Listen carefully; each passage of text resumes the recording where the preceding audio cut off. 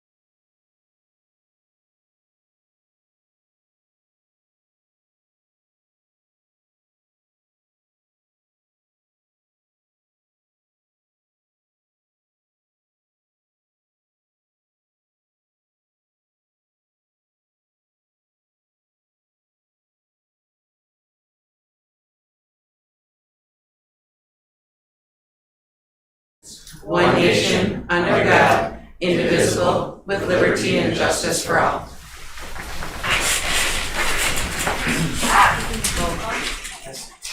Alice Woods.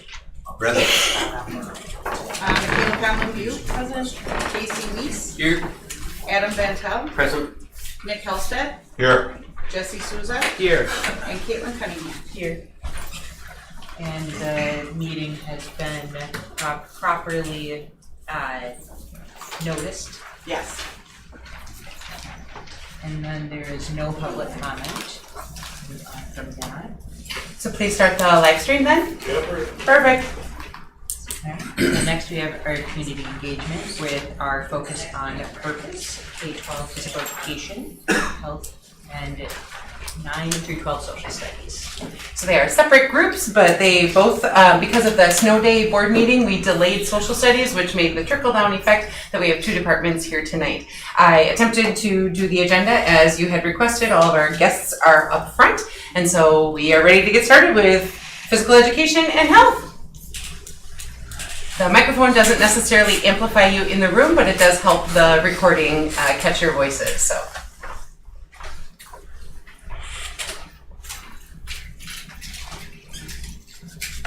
Should it be? I think we should do that way through. Brandon is the clicker, I'm right so here, give so- him the sign.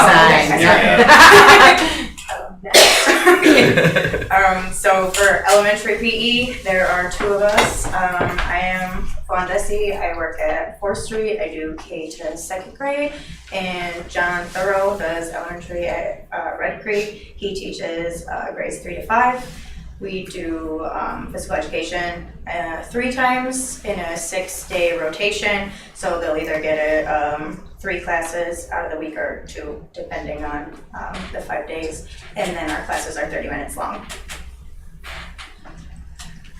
We focus on physical literacy, which is moving with confidence and competence in a wide variety of physical activities in multiple environments that benefit the healthy development of the whole person. At the elementary level, we're really focused on like the basic foundation and core for them. So their locomotor skills, running, jumping, skipping, their balance and coordination, their spatial awareness, and and also we focus on their social, their social aspects as well, getting them to feel confident and being respectful, having good teamwork, that sort of thing. These are our 5 standards that we are currently using that just talk about standard 1 is their motor skills and movement patterns. Standard 2 is around them understanding it. Standard 3 is focusing on maintaining a healthy, active lifestyle. Standard 4 goes around their personal and social behavior and responsibility that respects themselves and others. And then standard 5 is just recognizing the value of their physical activity for health, enjoyment, self-expression, social interaction. This is just kind of a model of this is an example of what we do for their grade level outcomes. Focusing on their locomotor skills, and then through each grade level, what the expectations are for that. Moving forward, so in 2020, we aligned ours to, the state changed their standards to align with the SHAPE's national standards. So then we changed our grade level outcomes and assessments to go with those 5 standards.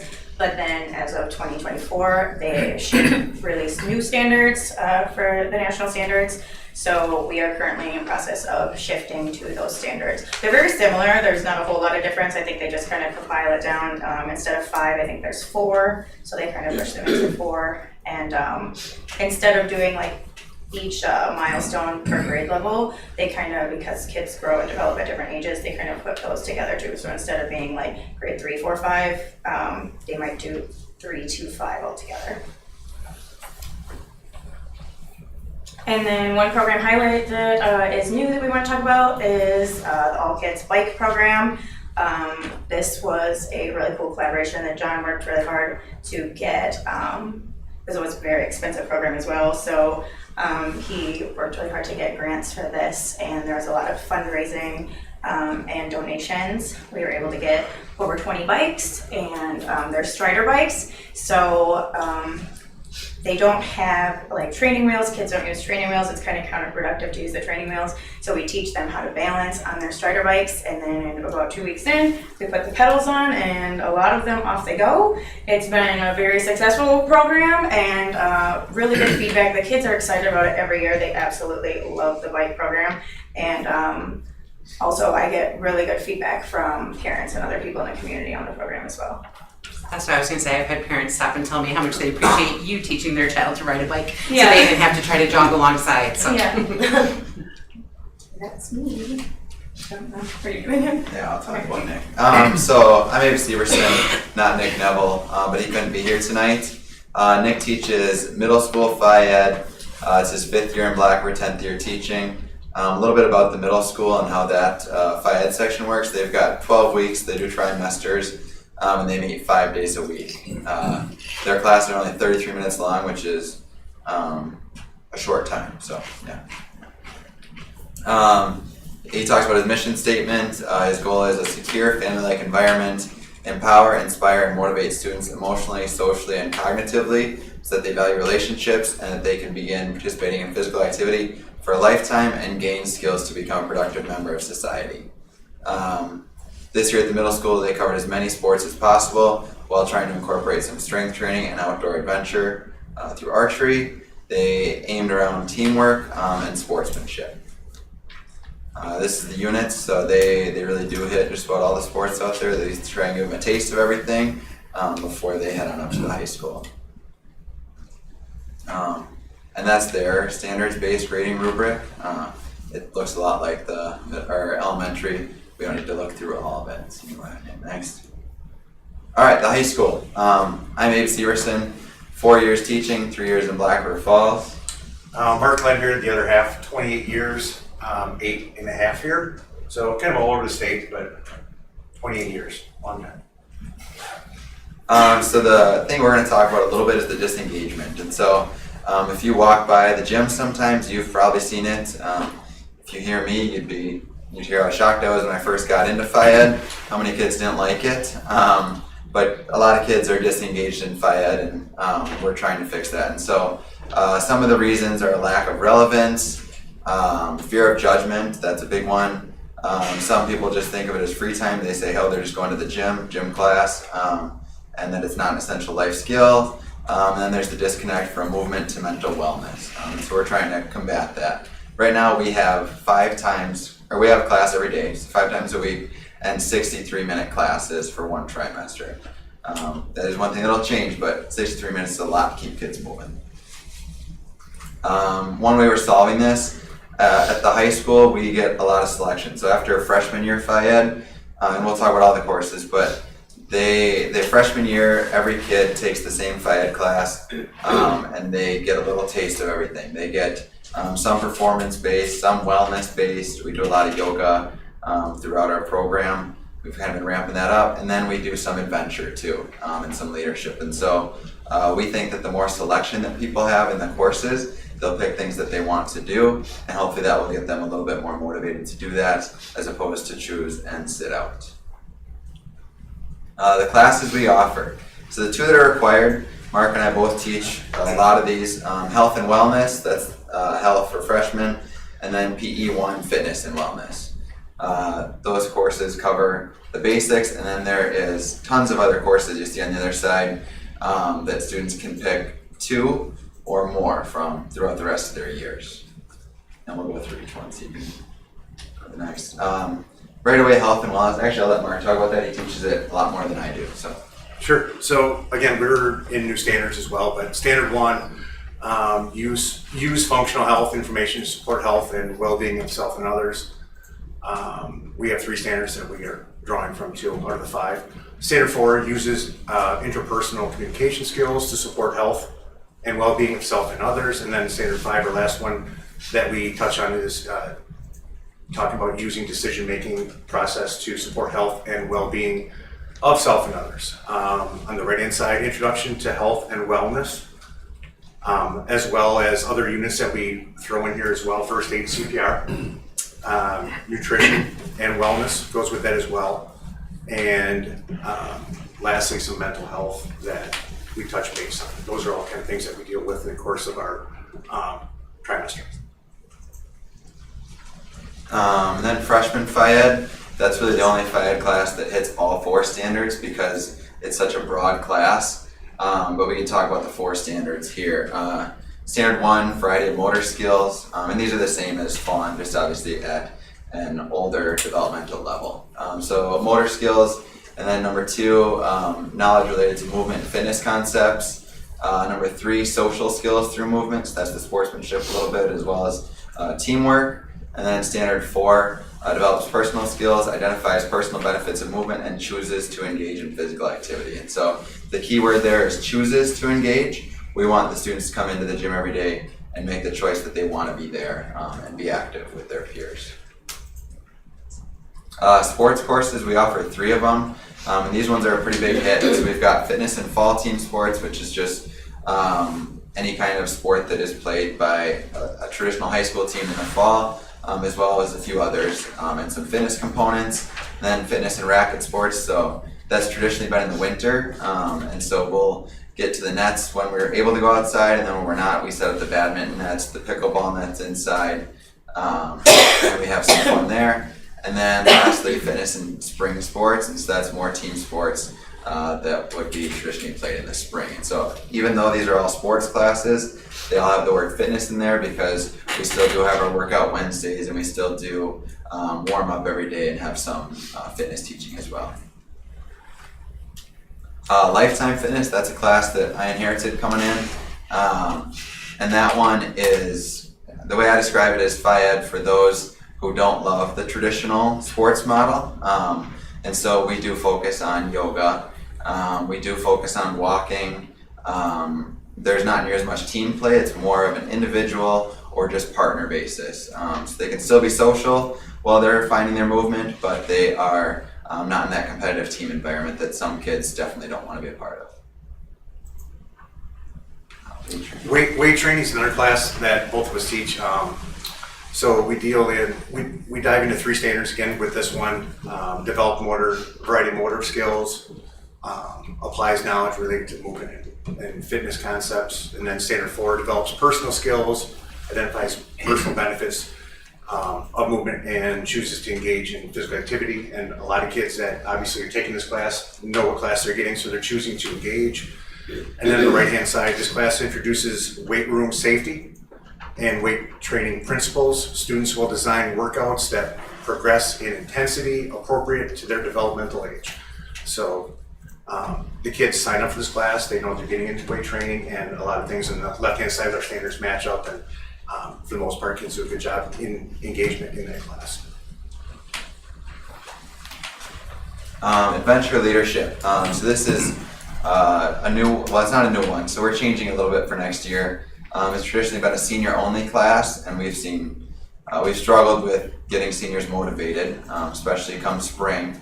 And so next year it's open for juniors and seniors. And this is one where we're going to try to get out and about more. We definitely do our walking, our hiking. We go canoeing, we go kayaking, hopefully paddleboarding next year. And these are all things that people are really excited to do. And so the older kids are pretty excited. We filled this class pretty quick. Aquatic fitness and lifeguarding. So this is a course that I started my 2nd year here. I am Red Cross lifeguard instructor certified, and so I thought it'd be really cool if we could start certifying kids in a class. And for 2 years we've done it. This year we actually certified all 10 students that took the class, so that was really impressive. But next year we don't have enough kids, so we won't be running it. But it's a different fitness class that also gets your lifeguard certification if you pass all the Red Cross training tests. Our goal is to teach physical literacy through comprehensive standard-based curriculum, give children and youth the opportunity to live a happy and long life. Which makes me. I teach adaptive PE for the district. This is my 5th year teaching for the year in Black River Falls. What makes PE adaptive is modifications or accommodations to quote-unquote traditional sports to make play equitable and accessible for all students to be successful. So, looking specifically at the right-hand side, we talk about least restrictive environment, especially in the special education world. If in a perfect world, all children would have full inclusion in general PE, and then I wouldn't have a job. But as it stands, I have 28 kids on my caseload.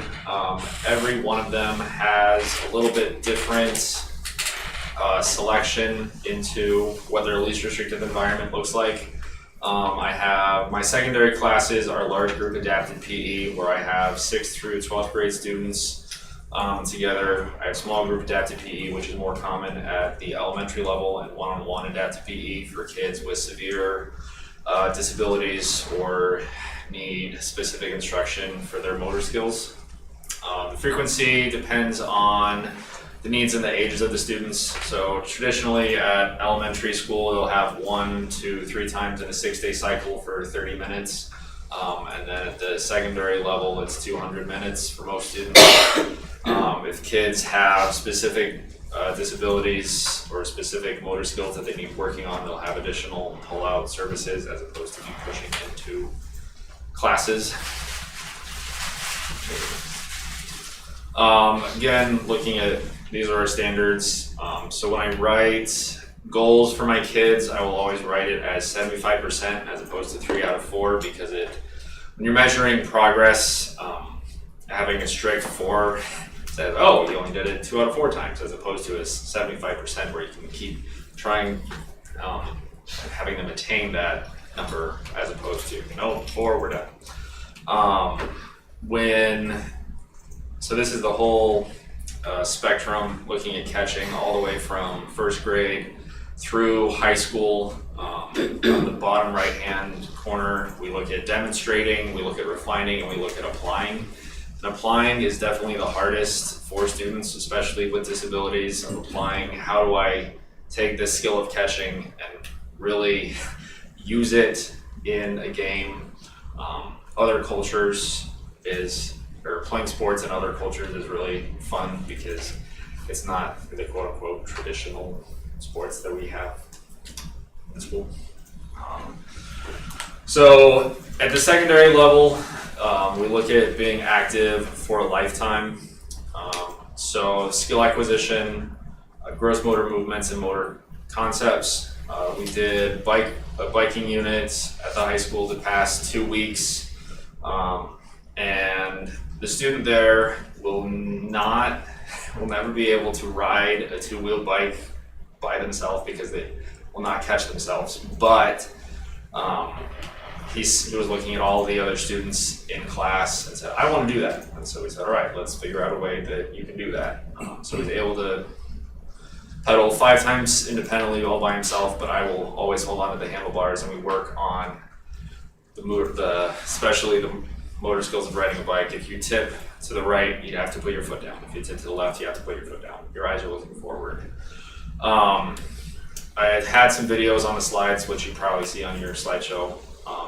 But those videos are the end result of a lot of things. So like I have one student jumping into the pool wearing an aqua jogger, and you don't see the buildup of him never going near the diving board or everybody in the water cheering him on. The mentorship program, specifically at the secondary level, pairs general ed students with kids with disabilities in the same PE class. The huge emphasis in that class is all about relationships.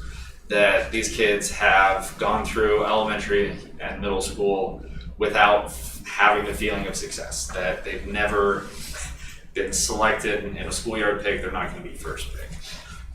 So we modify the rules, like for example, in a volleyball unit, we'll use a 15-inch giant volleyball, and the ball can bounce as many times as it can before it crosses over. Kids feel successful rather than playing for a score.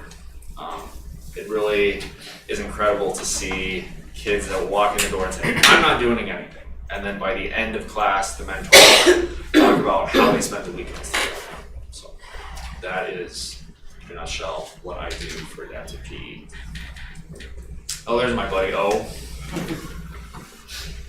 The board had the packet ahead of time, so they would have access to that. And there's O again. You go to the next. As it looks for adaptive PE in the future, I got a grant through the EEF to get sport wheelchairs for the department, which would be really important as I have 3 fourth graders in wheelchairs, which is a lot, but I want the ability to put everybody in a wheelchair so that the kids in wheelchairs don't feel like they're singled out, and that we can put everybody on an equal level so that the kids in wheelchairs are the stars of class. We did goal ball this year, which is a game for the visually impaired. It's on the bottom left. The ball has a bell in it, and you essentially bowl the ball into a net. Next year, I also hope to include wheelchair basketball, tennis, handball, and sitting volleyball. So that's adapted PE. As it relates to Adapted Sports League, in February of 2024, I asked the board at the time for approval to create a team. It was approved. You were very gracious in the amount of funding you gave Adapted Sports League. We had 8 players at the start of the season that year, which was a little bit low. You need 7 to play soccer, so there wasn't a whole lot of substitutes. But we got 13 for floor hockey, 17 for wiffle ball that year. 20 in the fall, 20 in December, 22 in March. As it looks as a team, we've had 2 players leave Adapted Sports League, and they decided to play general ed sports instead of continue on with Adapted Sports. We did win conference wiffle ball last week, which is a huge accomplishment for us, but the main thing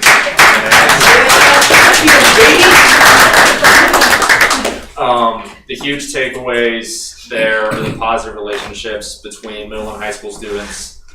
We had athletes that would not look at each other when they came to practice. They wouldn't play on the same court at the same time. In soccer and floor hockey, we play for 5 minutes, and then we switch out players and get a new set of 5 players in. So we had to have athlete A and athlete B, and then athlete A and athlete B. And over time, they started to work together, and last week they played on the same side of the diamond as each other. So it's incredible to watch the kids that, like my buddy O, hit a home run against Onalaska, and you would look at him and not give him the same chances you would other kids. It's been absolutely phenomenal to have 22 athletes. It can be a pain sometimes trying to figure out how to work them all together, but I'm very glad for you improving our team. Before he moves on from that, I just want to give a little shout out. So he linked this to the physical education presentation simply because that's the timing that they were all going to be here. But Adaptive Sports League really is completely separate from that. We've had adaptive physical education for many, many, many years. We have not done this. And so I just want to recognize Jacob because he's been really aggressive about applying for grants, not just local ones, but he's written a lot of grant applications. It is an expensive program to operate. And he talked about the impact on the students, but if you've never had the opportunity to go watch some of the games, those parents are equally, if not more, excited to watch their children out there competing and having that whole sports experience that they have otherwise not had that opportunity for. I think this is one of those community feel-good experiences that was not possible before. So I'm really appreciative of you and Jessica Pell's efforts in making all this happen. And you have some fantastic aid support too. I know Jennifer Johnson is there all the time. Jennifer Marichek, excellent. So these things don't happen easily, and transportation, as you can imagine, with all of these athletes of different needs, all of those things are hurdles, and they've just really done a fantastic job as a shining star for you guys and thus for our communities. Thank you. And there are just player videos on this slide.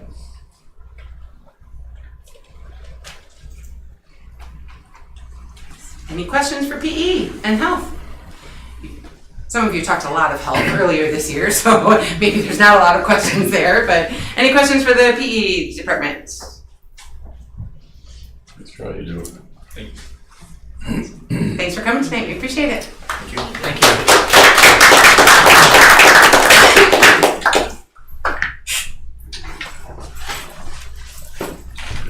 Social studies, you're up.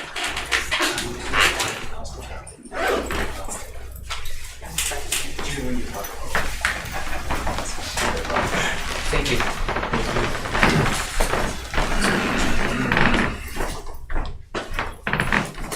Feel awkward having to bend over a little bit. Just like, okay, hey. Okay. It's So not this gonna is just- amplify. this is just for the people at home? Yes. Hey babe, love you. She'll appreciate that. All right? Cut the audio. I'm talking about my wife. She'll appreciate We know, we Okay, know. I'm just making sure we're all on there. Okay. Super excited. She will be. I appreciate that. This is our staff. These are our senior photos. Take a moment to look, enjoy. That's enough time, Eli. Is that enough time? Is that enough? Okay. If you look at the bottom left, that is me. Top left is Mr. Shepard. Mr. What's your name again? Just kidding. That is Mr. Schleifer and Choflat at the bottom. On the left, those are the classes that we currently teach. Ms. Choflat takes psychology, both principles and AP. She also does Law and Society, World History, and advises the Student Senate. Mr. Schleifer over here, to my right, he does AP Government, U.S. and Global Politics, U.S. History, and Tiger Investment Club. Mr. Shepard has AP World History, Cartography, and Readings and History. Me, I do AP U.S. History, First Nations, Intro to Sociology, Econ when the need or desire is there, and U.S. History, and I advise Wampshikpachek. I didn't put that on there, sorry. These are some of our guarantees that we use in our core classes, U.S. History, World History, along with First Nations. Do you guys want to look, or are we good? Sorry. Okay, I didn't know, but pretty simple. We just keep it with historical knowledge so you can build your writing skills based on that. And then, of course, much of that is drawn from the Wisconsin State Standards methodology, just looking at different sources, the purpose, and all that fun stuff, because we all know we enjoy it. Historical reasoning is another one of our skills. Those are taught in all of our history classes. Cause and effect, comparison, continuity, and change over time. I'm sorry, Eli. You know what? Is this your first time? Okay, just kidding. It's funny though, because a kid did that. He had one of my things today, and I didn't realize that, and I couldn't figure out what was going on. And I realized somebody grabbed my clicker, and they were doing that to me. But anyways, you know what? Let's just move on, okay? We also do writing, you know, and human movement. So okay, now let's go ahead. We'll just skip that one. And then USGP. Yeah, okay. These are my 4 standards for USGP and for AP Government. Just foundational documents, civil rights and civil liberties, powers in government, argumentative writing. I actually geared my regular Gov class towards my AP class, so the standards fit for both.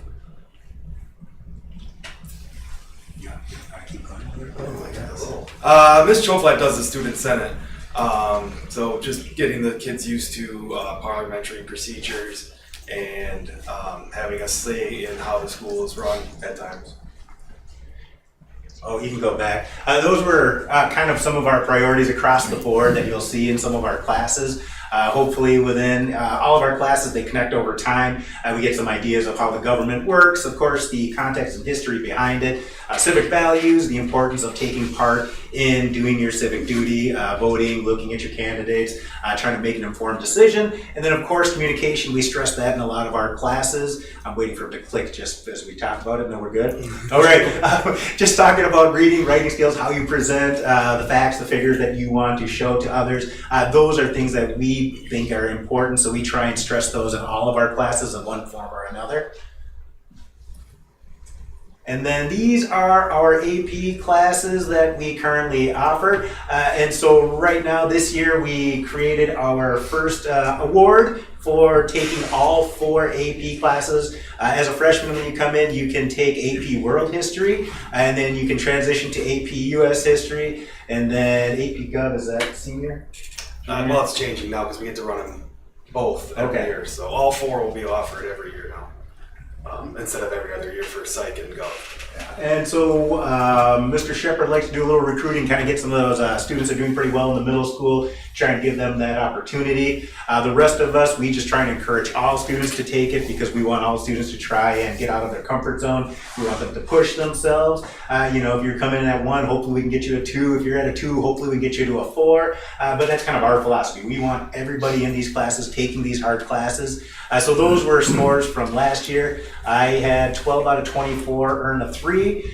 This year I've got 19 and 22 taking them. AP World, you can see 60% got a 3 or higher. AP Psych, 42%. And AP Gov, this guy over here, look at that, 69%. You want a hand? No. He does. Yes, give him one. Look at that. But one thing that we were really proud of for us as an overall piece was, I believe there were 8 5s last year, is that right? And we got 7 of them in our department. So we were pretty proud of that, so we'll take a hand for that too. All right. I'm sorry, guys. Oh, there it is. Hey! All right, let's move on. That was on there. That's what it was.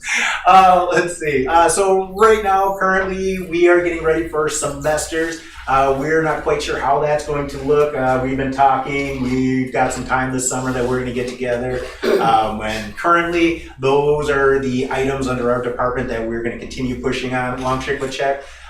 We reestablished that because I think it was out for a while. Mr. Ricken and I took that back to kind of work alongside Student Senate, but it kind of evolved over time as things do. So this year was our 2nd annual banquet for our seniors. It's been a fun process to go through. Then the Student Senate, Ms. Choflat is working there. Brian heads the Student Government Day, so gets them out to the county in different parts. We got Wisconsin History Day, and that's always fun to go over and work with the 4th graders. So usually take people from some of the different clubs. Otherwise, I just take from the AP class, give them an opportunity to work with the kids. And then Choflat also does homework help, and then he facilitates the civics test. Yeah? Yep. Yeah, that's what we do. All right, what do we got next? That's a dog. That's Government Day. Okay. So there's last year's group. That one goes more DNR. I've never been on that trip. I usually go on the one that looks at the local government here right in town. This one that this picture is about, they go and learn like what the DNR does. So that is. Okay, and then they wanted some samples. So right now, as we're thinking about our evaluation and the review cycle, as mentioned, we are making that transition. This year, since we offer kind of 2 sections of First Nations, we opened this one up to freshmen to seniors. And so this one, when we were talking last year, we didn't have like a true research-based class. So this one is open to all, and it's just research-based. We try and help them navigate establishing a research question. What does that look like? Finding different sources, taking notes, and then putting something together. And so there is just a sample. A student made a cute little book about the Stockbridge Munsee. So I just put that on there. Ms. Choflat's been going to lift-offs. And so they talked about putting more of, we talked about the student engagement that Mr. Severson was talking about. And so this was one way in which we're trying to put some of that ownership back on the student. And that's going to look different in each class. So for us, it's going to look different than what we're doing in the physical education space. But we are trying to put a little bit more on the students' plate to try and get them to take a bit more ownership and perhaps have a little bit more fun in their learning. And how that's reflected, what is going to look a little different. But that was one reflection. Somebody made a book, and I was like, oh, that's cute. And informal, or informational. What's the word? Informational. Informative. There we go. Oh, more student work. Choflat thought it was pretty cool to have a gratitude wall. You would not believe how many times we found our names on there. It's kind of embarrassing, but yeah, they are. This was another sample from First Nations this year. A student did a paper on the policy of cultural assimilation. So I thought this was pretty well done. So it's just a little sample on there because we talked about the writing process, you know, making sure that we have context. Because we try and differentiate between English and social studies and in history. We like context and an argument, whereas English, they're going to tell you they want a hook, right? They want you to get involved. we just like facts, right? And so I thought this was a nice sample of something a student did during the first trimester. You want me to read it? You guys are good? Okay. And then this one comes from our U.S. history. This year we just, we're in the civil rights. So we talked a little bit about who Dr. Martin Luther King Jr., Malcolm X were, and how they were different, some of their philosophies. And so we gave them 2 speeches to analyze. And so for this assignment, we asked that they use specific quotes to make their argument. We gave them 2 prompts to choose from. Either one, compare and contrast how the speeches were similar, or just choose one speech that you think was more powerful and why. So this was another student sample, and I put this one on just because this is a student who normally, I feel like history, kind of English isn't their thing, but for whatever odd reason, they were really able to pull this together. Then, I first thought the student, because I don't think this student particularly shows their capabilities. And so I was just like, whoa, kind of floored, because at first I was like, is this AI? But then I gave him a piece of paper and had him write another response, and I was like, hey, this kid's got a really large vocabulary that he hides from the rest of us. So I thought this was pretty neat that he put this together. That is another group of our picture. So big ideas, we talked about it. We do a lot of reading and writing in our classes. We do a lot of, what do you call those things? HIP, yes. We do a lot of HIP. Do you guys know what that is? Historical context, intended audience, point of view, purpose. So we do a lot of document analysis. So when we're teaching, we do have some lectures and some small readings, but oftentimes we'll give students, 4 to 8 documents. We'll give them a historical question, and then they have to build an argument using that evidence. So we kind of talk about how you can make a simple argument and just use the evidence that supports your point of view, and that works. Sometimes we try and get them to go above and beyond by creating a stronger thesis. That however this, this may be said, however this is more important because, and try and use both sides, kind of show that they understand that nuanced argument. And so that's what we focus a lot on right there. And at the very bottom, I think they really enjoy the process. Would you say? That's all they enjoy, yes. Yes, boss? Yep. Absolutely. Absolutely, okay. Our next steps, we're gonna review, we're gonna reflect, we'll reassess, and we promise to get better. You guys have any questions? Really? No questions, huh? No? Good. I think you made your wife proud tonight. I won't say it again because now I'm embarrassed. So. Thank you very much for the time. Thank you for putting it together.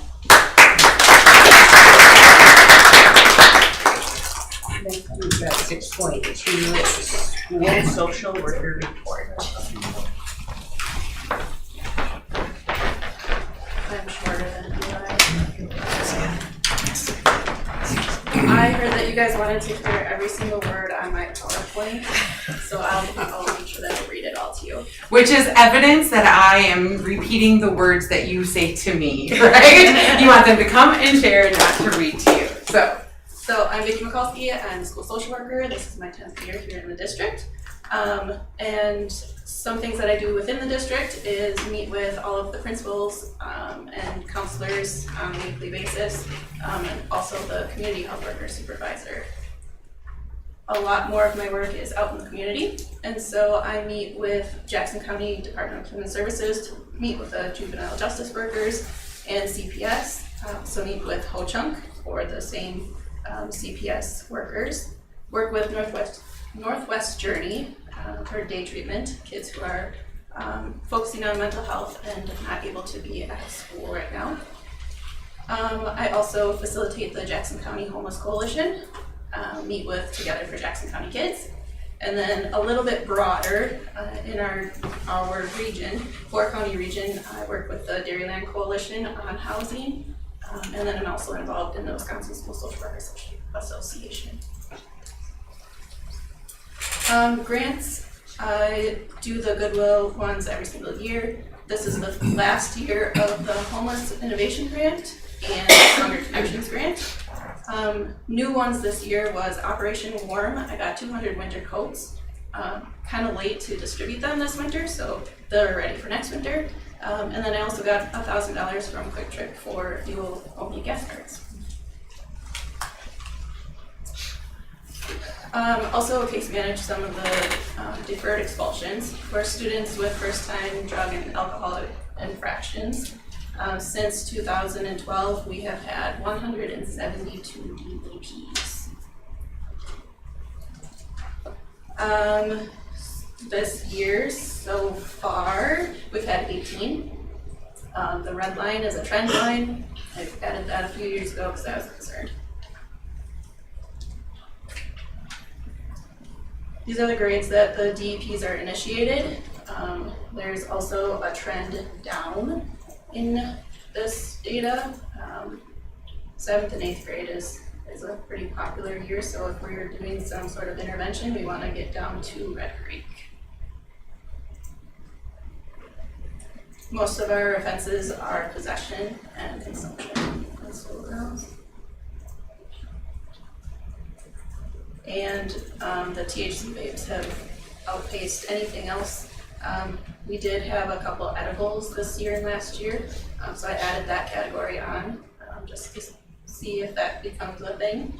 As it gets more popular, but yes, THC vapes are the biggest. Luckily, most of our kids successfully complete their DEPs.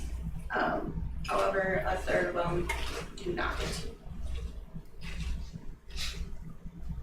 And as a result, they are mostly going to expulsion or they leave the district.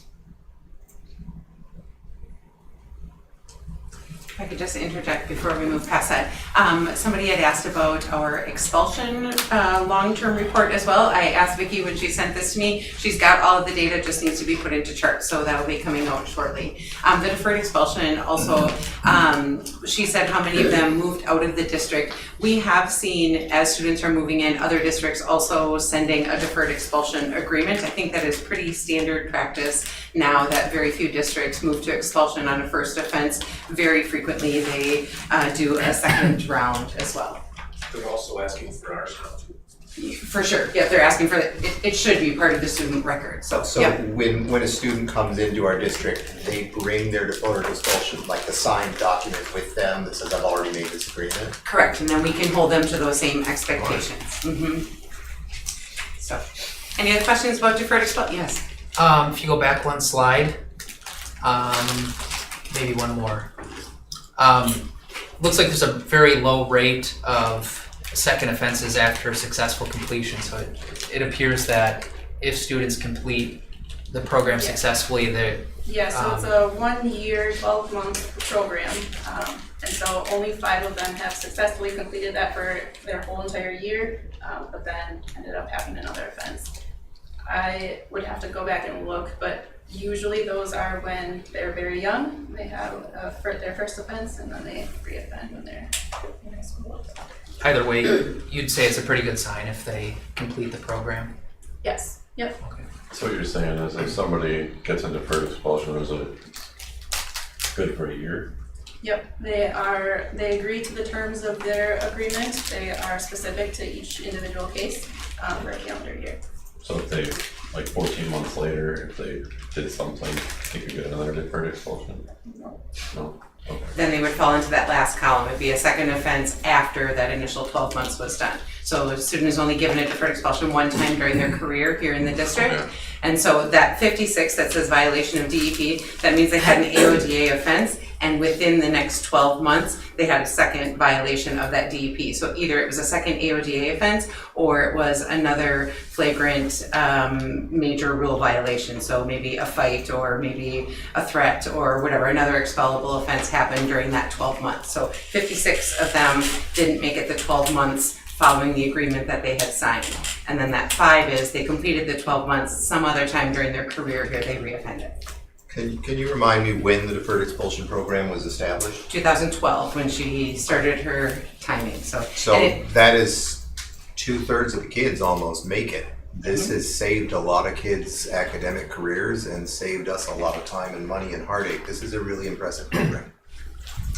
it was started out of necessity because 2011, there were like 30 expulsions and the district said, wait a minute, is this really what we want to do? And so worked with legal and other district samples and created the deferred expulsion program. Thank you. Now you can go ahead. All right. I am also the homeless liaison for the district, and so McKinney-Vento is the law that the school goes by to define homelessness, which includes kids who are doubled up. So if you lose your housing due to economic hardship or another reason, and you have to move in with family or friends, you're considered homeless per McKinney-Vento. And then of course, if you're in the shelter or unhoused, you're also homeless. So far this year, we have 31 families that have been identified and 67 kids. But they're not all school-age kids because they also have to track their younger siblings. But this works out to about 4% of the student population, or 4 kids in each grade level.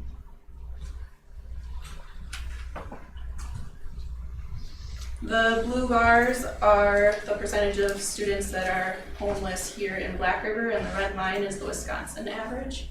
So we are always consistently above the number identified with the state. This is how they are living. So the blue is the number of kids, and the red is the number of families. Most of our families are doubled up with families and friends and family. We had quite a few kids go through the shelter this year, and then unsheltered in motels as well. That was really fast. Is there questions about that before I go on to the grading? I've always been impressed with your ability to collect that data and like families being willing to be vulnerable and kind of work with you in that way. And I've worked with other school districts where that hasn't necessarily been the case. How are you engaging with those families at the beginning to have those conversations? I think that kind of goes into the grant because part of the goals in the grant was to accurately identify families and bring community awareness. And so, click like 4 slides ahead or something like that. Yeah, He's good at that. With the grant, we did staff training. My goal was to get 90% of the staff to complete the training, and we got to 81%. But community awareness was a big part of it too. And so I always do the display with the purple flags. Usually it's on the courthouse lawn, but they had construction going on this year, so we did it over by the high school. The angel tree at the library is also a huge hit every year. Just brings awareness to the community that do have homeless people here in Black River Falls. People are often shocked that we have them, but yes, they are homeless and they're here. And then Community Connect, this will be our 3rd year, I think, doing Community Connect. It is always wildly successful. We have a bunch of agencies come into the Methodist Church and provide resources all in the same place for people who are housing insecure. Vicki, to Michaela's point, the people who are doubled up, do those people all consider themselves? No. Yeah, exactly. I think that's part of your point, right, Michaela, that for them to be willing to identify is a step forward that not all families are willing to make. But. And do you count the ones that are doubled up, but maybe that's like a cultural norm? Like their grandmother is Nope, if it is a mutually beneficial situation and grandma's providing childcare and I'm gonna help pay the rent, that is not homelessness, that's how they're choosing to live. It is only if they lost their housing and had to move in due to necessity. You can go back now. Okay. So the first goal was to increase academics. That's the main goal of the grant. This was $25,000 every year for 3 years. And so this data looks really horrible, except this year, or last year technically, because it's a delayed by a year. The green bars are last year's data in students that were homeless that were proficient in English. Because my sample size is so small in each grade level, and the sample changes every year depending on who's homeless and who's not, the data looks really horrible. But I got all 3 buildings on the graph this last year, so that was an improvement. And then math, I don't know what's going on with Red Creek, they keep going down, but I got high school up to the, on the graph this year. And skip over that. Oh, actually, I was 53%, I think you said, 52% of our families self-identified. So that's down from the last couple of years, it was closer to 60%. So the community awareness is working. They know that they're homeless and they contact me instead of me having to cold call them and ask strange questions. And then the third goal of that grant was to help with case management and help with the needs of the family to hopefully bring them out of homelessness. And so I tried very hard to connect each family with some service provider, either Western Dairyland, with their shelter. The Children's Wisconsin has their LINK program, and then Family Promise is also in that area. And then I also hired a special BLAST teacher, so after school program for the elementary level, to focus on academics and just special daily living things with our kids experiencing homelessness. We got to go on some pretty cool field trips this year. We went to Wrightsville Chapel around Christmas time so that they could pick out presents for their friends or their siblings and their parents, and then we brought them home and wrapped them and they took them home.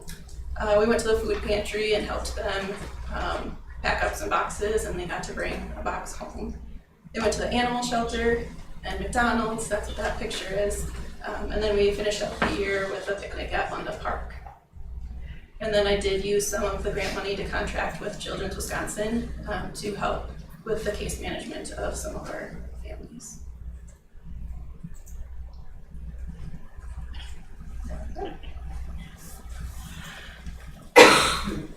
Any other questions for Vicki?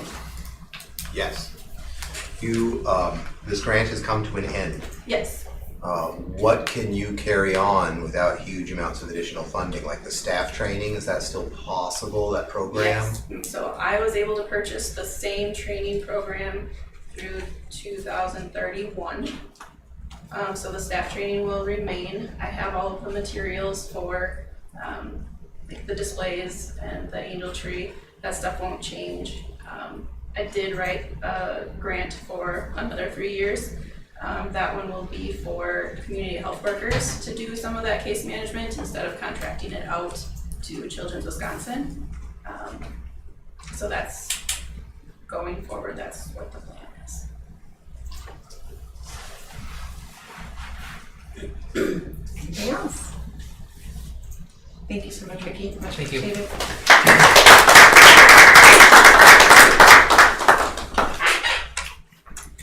So we have Tiger Investment Club and the Stronger Connections Grant, and about 8 minutes before our community survey person is going to join the Zoom. So if is Tiger Investment Club next, or which one's?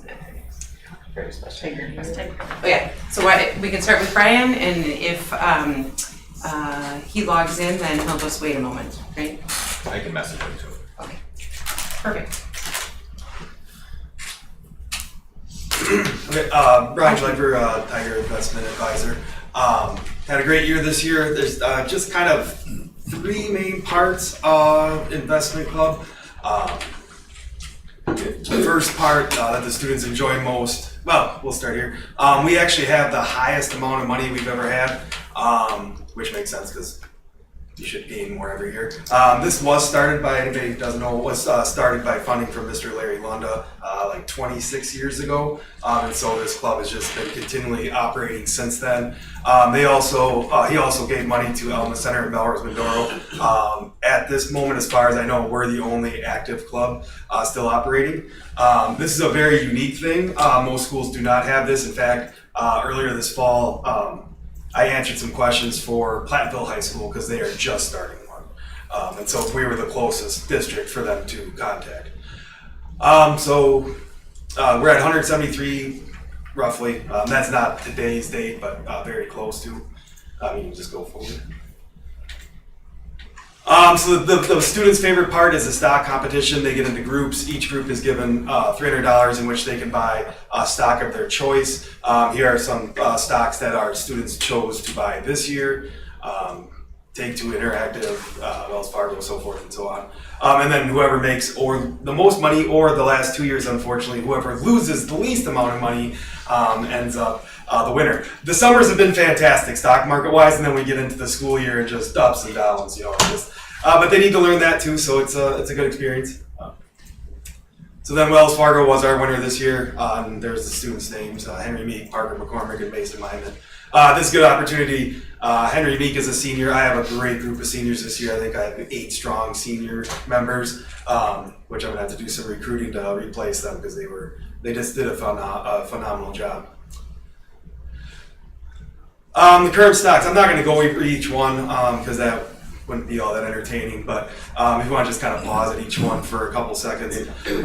What I like about this club and what I think is a good lesson for the students to learn is if you notice the dates on a lot of these, we have owned these stocks very long term.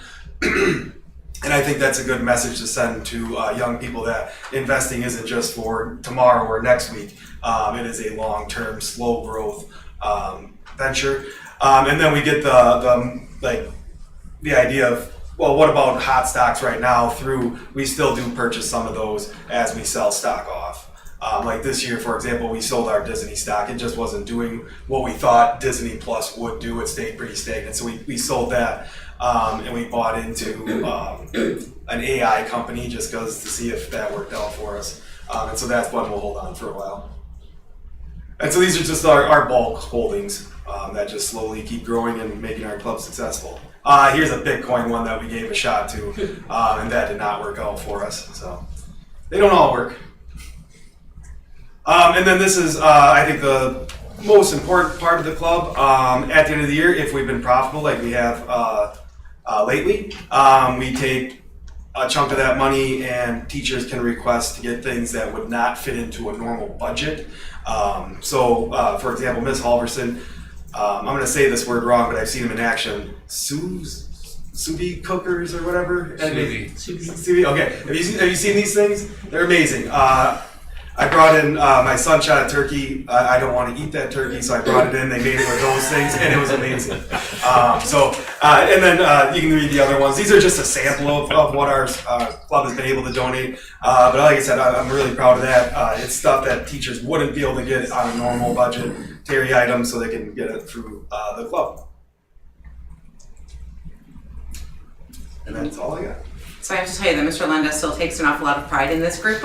He really appreciates that the club is still growing strong, and he often says, when I was in high school, I don't know that somebody would have given me money like this to play with for real, right? Like there's other clubs that use a lot of the investment apps and stuff like that, but it's not the same as real money that you get to then gift back to the school. So pretty unique program.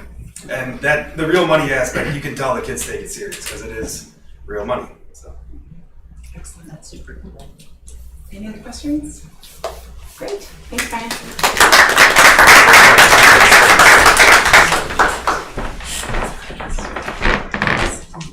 He's gonna see if we can zoom into the Zoom. Did we want to do one more stronger connection? What did you tell him? That we join him on the weekend.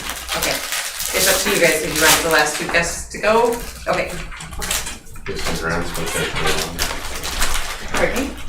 Oh, yeah, that's just us here though. I didn't realize that guests were coming for this part. I thought it was, not that Nicole's not a guest, but she's always here. I didn't realize the other 2 were coming with, so. We're just here to talk about our Stronger Connections grant. This is the 3rd year of a 3-year grant. This is a part of the group. We have 2 more members who wrote that grant and implemented it.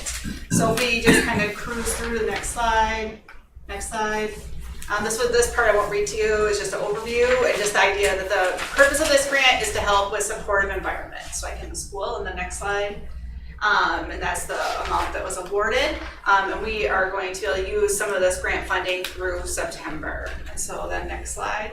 And so here was kind of our focuses. And you'll see on the next slide where we have our goals. I'm just gonna go over it kind of briefly. There's 3 main areas of the grant that we were focused on.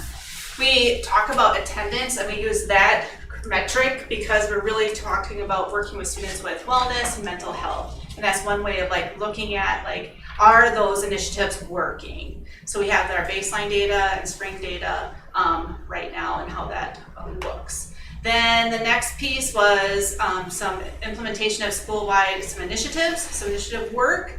And what we wanted to do with that work was increase a sense of belonging. So sense of belonging was something that was asked in survey questions throughout the K-12. And then finally, it was really about professional development and community outreach and impacting as many people as we could with the grant. And we've had a lot of impact and outreach. Next. Okay, so we were extremely excited by all of the amazing things that we did with this. This was $300,000 and we were able to help so many different areas. You'll see the multi-tiered, that was our Review 360, but we were able to more closely identify which kids were flagged as needing individual or group counseling additional supports. So that was a little bit more of a proactive approach that we wanted to start implementing. This is our second year doing that. That way we can form those groups and things like that. Resource mapping, that is our way to be able to have a guide for the community to be able to see these are the resources that are out there and this is what you can go to for additional support. Professional development, we've implemented the youth mental health first aid training, DBT. We had tribal training and technical assistance come out for a PD day and for a breakout session so that we could better understand the needs of our Indigenous population and how to best support them. And then hoping to continue building those community partnerships. And again, just being able to help fund our mental health navigator and our community health worker. What's this picture from? That would have been the Beat the Winter Blues.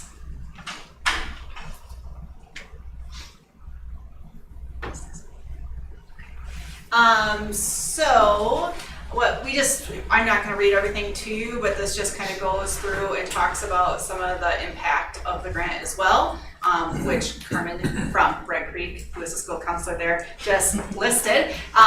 Really importantly is what we always think, people are the difference makers, and we were able to really support the salaries of our CHWs with part of this grant and the mental health navigator.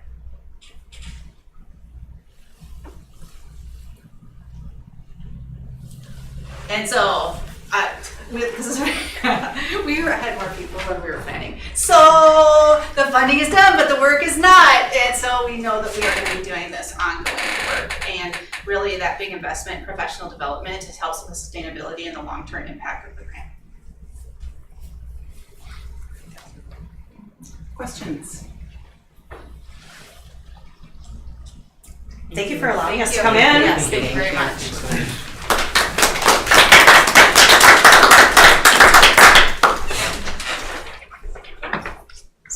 Log into the Zoom and see if he's there. Just as an aside, the positions that we've been helping to fund through the Stronger Connections grant, we are able to use those funds up until September 30th, and so our community health workers work 12 months, and so that grant will fund the first quarter of their salaries yet moving into next year. And then for our community health workers, and we can do a whole presentation on this so everybody understands, that is that braided funding model through the Great Rivers United Way. And so as they successfully complete pathways with their caseload, we get reimbursement from the hub to do that. And so that money we've been putting in a separate account, and that money will be used to fund their salaries for the rest of next year. And then we need to be working on a plan for moving forward past that. So, hello, Bill.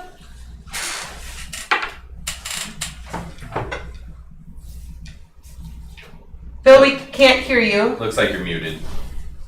That's an easy one to fix. Let's try that. Is that better? You bet. Perfect. Right. So, Bill, we're in our boardroom upstairs, and so I can give you a quick spin and show you what's going on, but you're up on our board, so they can see you even though you only get to see me. All right. Good. Well, let me do this. Let me share my screen. And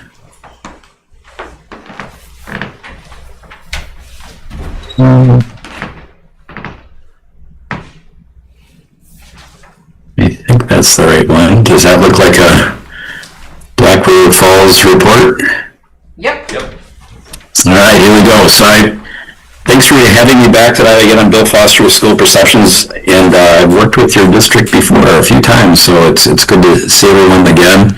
My job tonight is to take you through the results of the community survey. And so this is a report. I just updated the report again today. We're still getting a few paper surveys in, but from a statistical standpoint, we might still get a few more paper surveys, but it won't change much at all. The report is really organized in three primary areas. There's the background information. Everything that was in the survey that got mailed out is in the report, so the board doesn't have to scratch their head a month from now and say, what did that survey actually say? It's in the report. Then we're going to look at the demographics, and then we'll slice and dice and try to make sense of the results for you, and we can wrap up with questions. So again, School Perceptions, we've been around since 2002, almost 25 years. We do staff, student, parent surveys across the country, and we've done about 1,400 projects like this for school districts to either navigate strategic planning and or referendum. In your case, it's really both. So the deadline was May 4th. As of today, we had 704 responses. That gave us a 13% response rate, which is good.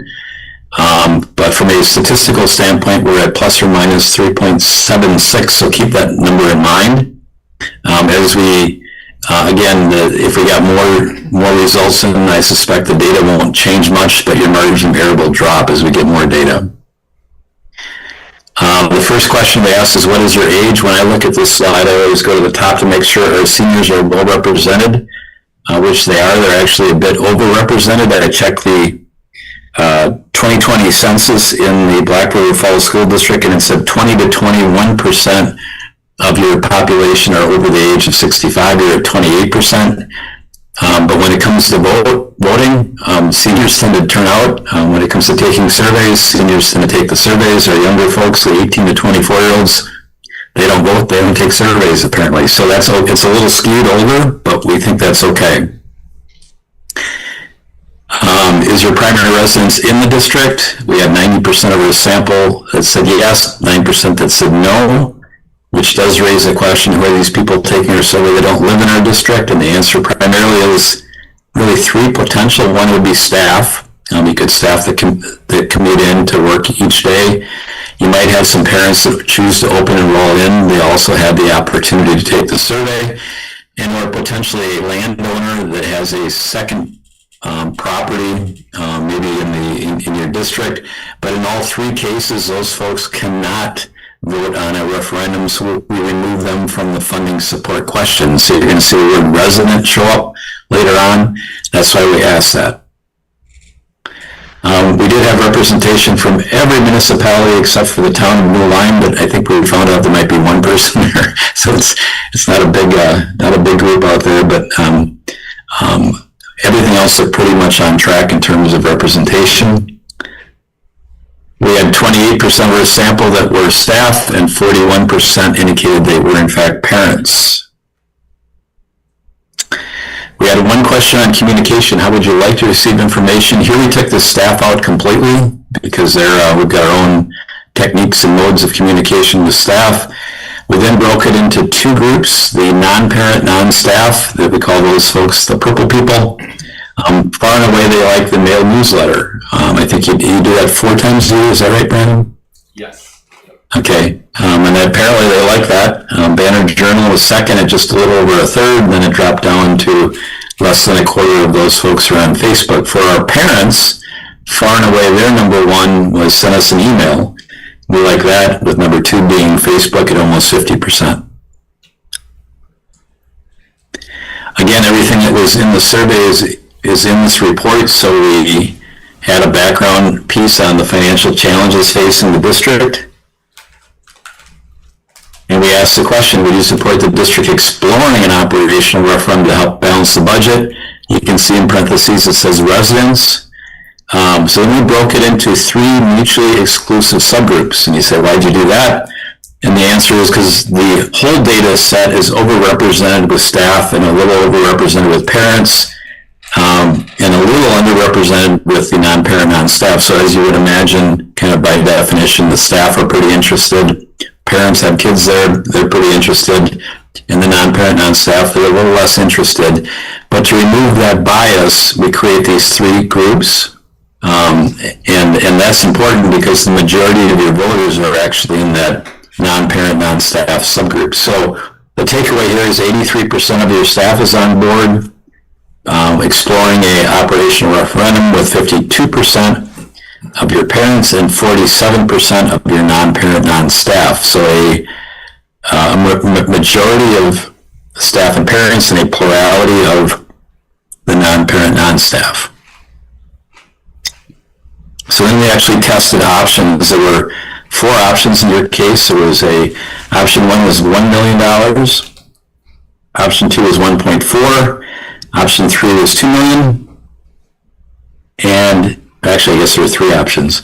And then we created this. So again, we broke it into those groups. And the logic here is if a person would support $2 million, they'd very likely support 1.4. If they support 1.4, they'd support 1.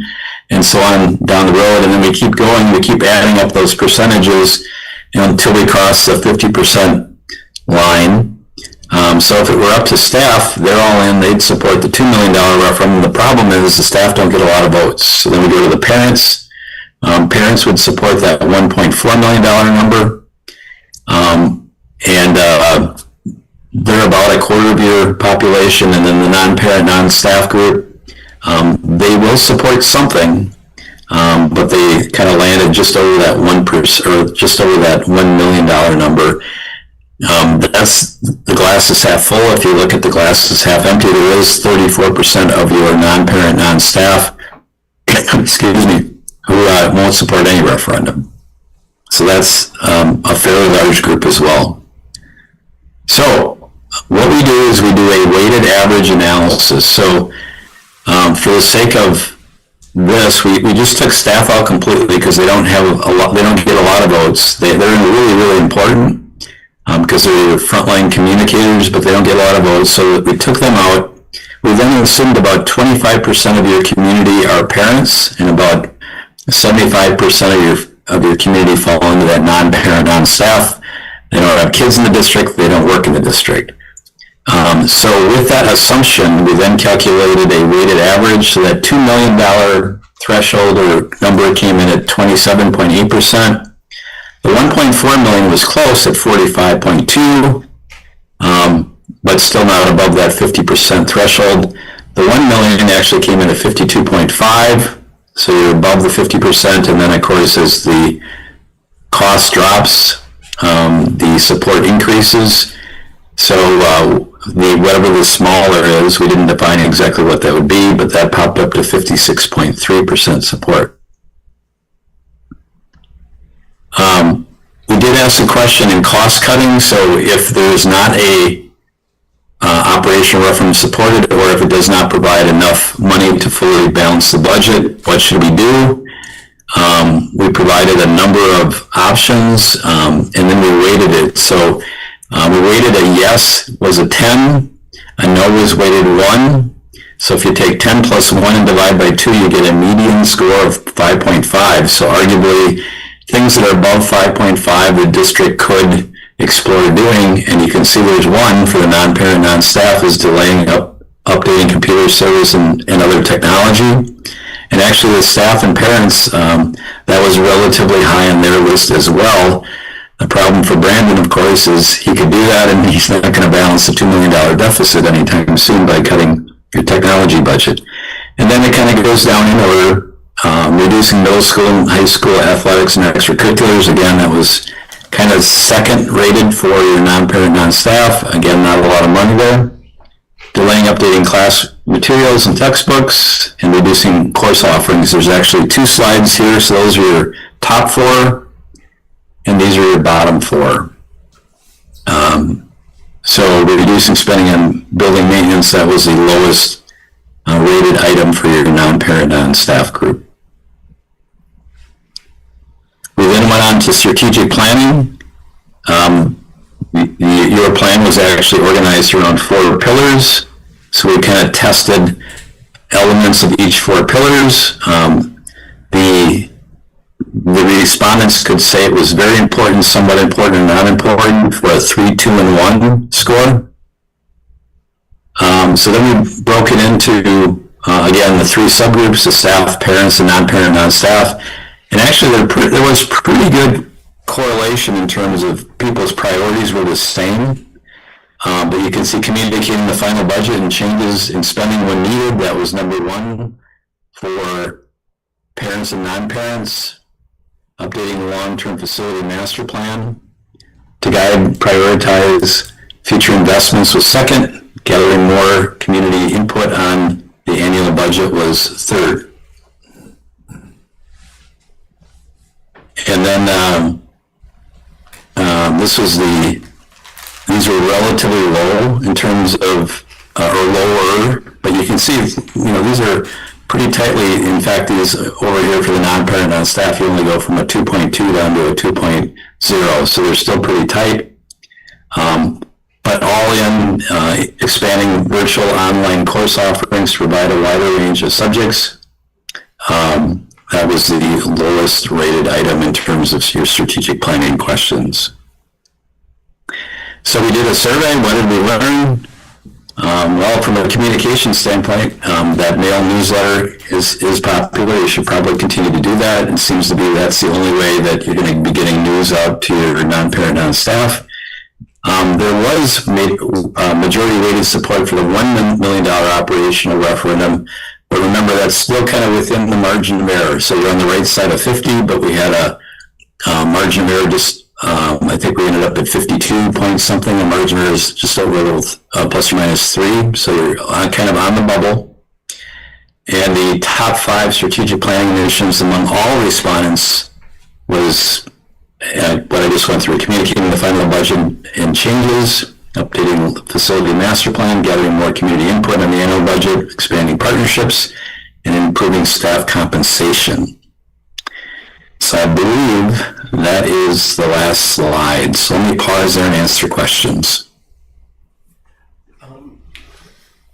Did you notice at all if there was a change in responses as the time has changed? Obviously, we're under a bigger pinch now as it keeps going, like with fuel prices and whatnot. The school obviously needs more, but families as well will feel a bigger pinch. Were people less likely to support the referendum as they came in later and more support in the beginning, or was it still a mix? Yeah, I can't answer that specifically for your district, but we're doing about 50 of these projects around the state, and what I have seen is the ones that were completed in January and February, pre-war, I guess we could call it, and as the floors started showing up on the fuel pumps, I'd say there's a headwind. So I think people are becoming increasingly concerned with budgets, with spending. But we didn't look at yours specifically. But I think as a trend, we're seeing there's a bit of a headwind right now in not only in Wisconsin but probably in every state.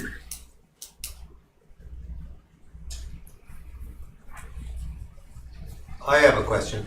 When you do these, and you've done a lot, you say you've done 1,400, do you tend to see the same pattern? I wonder when we provide options, if we'd said $1 million, $500,000, $250,000, would we have seen the exact same spread of results where people just say high, medium, low as their responses, or do people actually seem to factor the numbers in?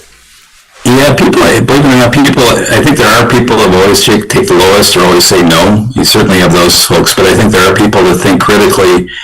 But that being said, there are psychological thresholds in terms of cost. What is it going to cost me? And I think that's probably the most important question or most important piece of information. Can I afford that? Can I afford it? And then number 2 is how are you going to spend the money? I think people are a lot less concerned. I think they trust you that you're going to spend it wisely, but at the end of the day is, can I really afford that? But no, the options do matter, and people will. We just did a project for another district where, believe it or not, a more expensive option actually tested with more support than a less expensive option. So it does happen, and people do think critically about it. I would just offer that I think that when it's for a building project, the ultimate solution matters an awful lot. This is just a whole different animal, right? If they like what you came up with for the facility solution, they're more willing to support it even if it's more expensive. This list of potential cuts is a lot more vague for them to try to put in that context. Shelley, that's a really good point. Very few people really understand school funding and how it works. It just, what is negative tertiary aid? These are words that people use. So you're right, but people understand, what a school looks like, what a gym's going to look like, things like that. So that's much easier to respond to. These are more difficult when it's about funding schools. Any other questions for Bill? Is there anything else in the data that makes you feel like we may not be looking at a representative sample? No, I would say no. I think it's a good sampling, and nothing popped out that I saw that caused concern.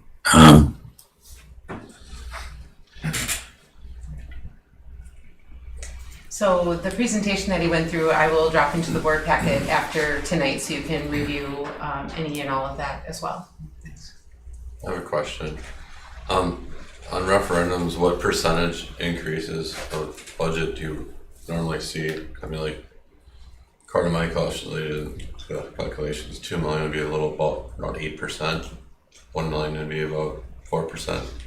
Probably, what do people usually ask for or not? Yeah, it is all over the board. I think you've got a neighboring district that's much, much smaller that is asking for $1 million. And if you were to ask for $1 million, you're much, much bigger. So as a percentage, there's not there really isn't everybody will support 4% or 8% or 10%. There's really not a number like that out there. It's quite different. As you look from district, which is right next to another district, which is right next to another district, there's really no rhyme or reason to what gets supported. And further exacerbating that, we're not all starting at the same point, right? Some of us were locked in as low spenders. So I am going to use one of our neighbors that just passed $1 million referendum. Their base is already $2,000 more per student. So per student, they already get $2,000 more. And they passed $1 million. So that percent of budget is a non-comparison because we're not all starting at the same funding formula beginning point. So it really is incredibly, incredibly localized. It's all about your community priorities and dynamics and all of those pieces. So. So do you have any data on how successful these surveys are at predicting referendum outcomes? Is the referendum outcome similar or with around the margin of error of the survey, or are they not that predictive? No, they really are. So we've got a PhD researcher on our team that actually did his PhD in this area, and he loves to go back every semester and see how we did. And the answer is about 93% predictive. Now, sometimes districts will go out in spite of the survey, and and if the survey says it wasn't going to be supported, and then it's not supported, the survey was accurate. So it's not to say they always pass, but the data ends up being very predictive. That being said, though, if the Dow Jones would drop 20,000 points tomorrow, that would probably be an outside factor that might change things. But unless there's a big event, either internal to the district or something that happens, a pandemic or something like that, barring those things, the data ends up being about 93% predictive. So from the very, very beginning, from our first survey together back in 2014, when I asked, what is your predictability rate? He says, ask exactly what you want to know and then do exactly what the community told you to do. And every single time you talk about your referendum question, you say, we asked you what you wanted us to do, you told us to do this, and this is exactly what we're doing. So to do anything outside of what the data tells us to do is, in my opinion, foolishness. You don't go through all this process to ask for a survey and then say, thanks for that feedback, we're gonna do this that you didn't tell us about, or any of those things. So that is something that Bill has been very clear about since the very, very first conversation. Ask exactly what you want to know, and then do exactly what they tell you they're willing to support. Fair summary, Bill? Pardon me? I said, is that a fair summary? No, you did great, Shelley. And at the end of the day, the referendum has to reflect what the majority of the taxpayers want, right? I mean, that's really the only thing that matters. So, no, you nailed it. Anything else for Bill while we have him? Bill, if they have any follow-up questions, can I send them forward? Absolutely. We'll be here. Excellent. Thank you very much. Thanks. Have a good night. Thanks, Bill. Bill's company is out of Slinger. I was hoping you'd be okay with the Zoom as opposed to asking to drive all the way from Slinger for that tonight. It's fine, and Shelley, thank you so much for organizing that. Certainly, that's data we need. For sure. Even the communication survey or information, it's all fantastic stuff. The Newsletter. Yeah. Email. Yeah. Well, for parents, how strong the email was, and how many times do we get frustrated parents don't read it, but that's what we asked, you said, here we are, right? The more you can talk in that language of, this is what parents said they wanted, and we have data to back it up as opposed to anything less than, I think is really important. So that's the data side of it, and now the ball is in our court. And as I said in my notes, do you want to have a conversation about that tonight? Do you want to mull that over and take a look at the charts yourself and talk about it in June? What is your pleasure? What's the latest that we would need to make a decision as a board whether we bring referendum to ballot this fall? You would have to pass a resolution in August to be on the November ballot. So if we talked about it in June, we would have kind of plenty of time to do that. You would, and my only follow-up commentary would be, there's already been community people, now that the survey has been out, that have said, like today I was at Rotary and someone said, so are you gonna put that referendum together? And I just said, our board is gonna see that data for the first time tonight, they'll see the outcomes, and then we'll have some conversation. We have admin meeting this Wednesday, and I have on the agenda, I feel like anybody who is interested in knowing about it, if they say, what do you need that referendum for? And any one of us can't immediately articulate a few things, they're gonna be like, well, then you don't need it very badly, right? I feel like we need some talking points to consider as we're even considering whether we're gonna take action or not. And so I wondered from those priorities, if we could talk a little bit about what are the most compelling reasons for you, and maybe we could just get some short talking points. And then once we decide, we do have until August to do the formal resolution, but it would be nice to firm things up a little bit before that, so people don't feel like, well, what did they learn that wasn't very compelling? If You got they're the fair taking the so first long. part of August, that's when there's gonna be a lot of community engagement potential for us, and we can't screw that up and be like, oh, we don't know yet, I agree. So I think we gotta move fast. Is there- That's my personal opinion, I think the data's right in front of us. I mean, I don't know what you're gonna go home and read and go through that's gonna change your mind at this point. I agree. Just my opinion. I agree completely. The only thing that would change my take in August or July would be another survey showing new data as a result of changes in economics, and we're not going to have those. If this is the data we got, the data says 1 million or bust, basically.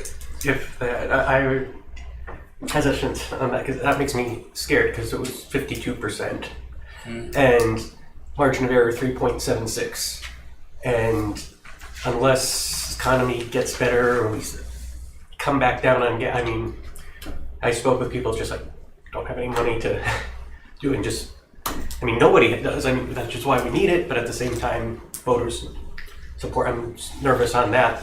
The only part I felt comfortable about was the under $1 million, which is bad. Well, under $1 million could mean any number. Yeah. So options 1, 2, and 3 were drafted thoughtfully.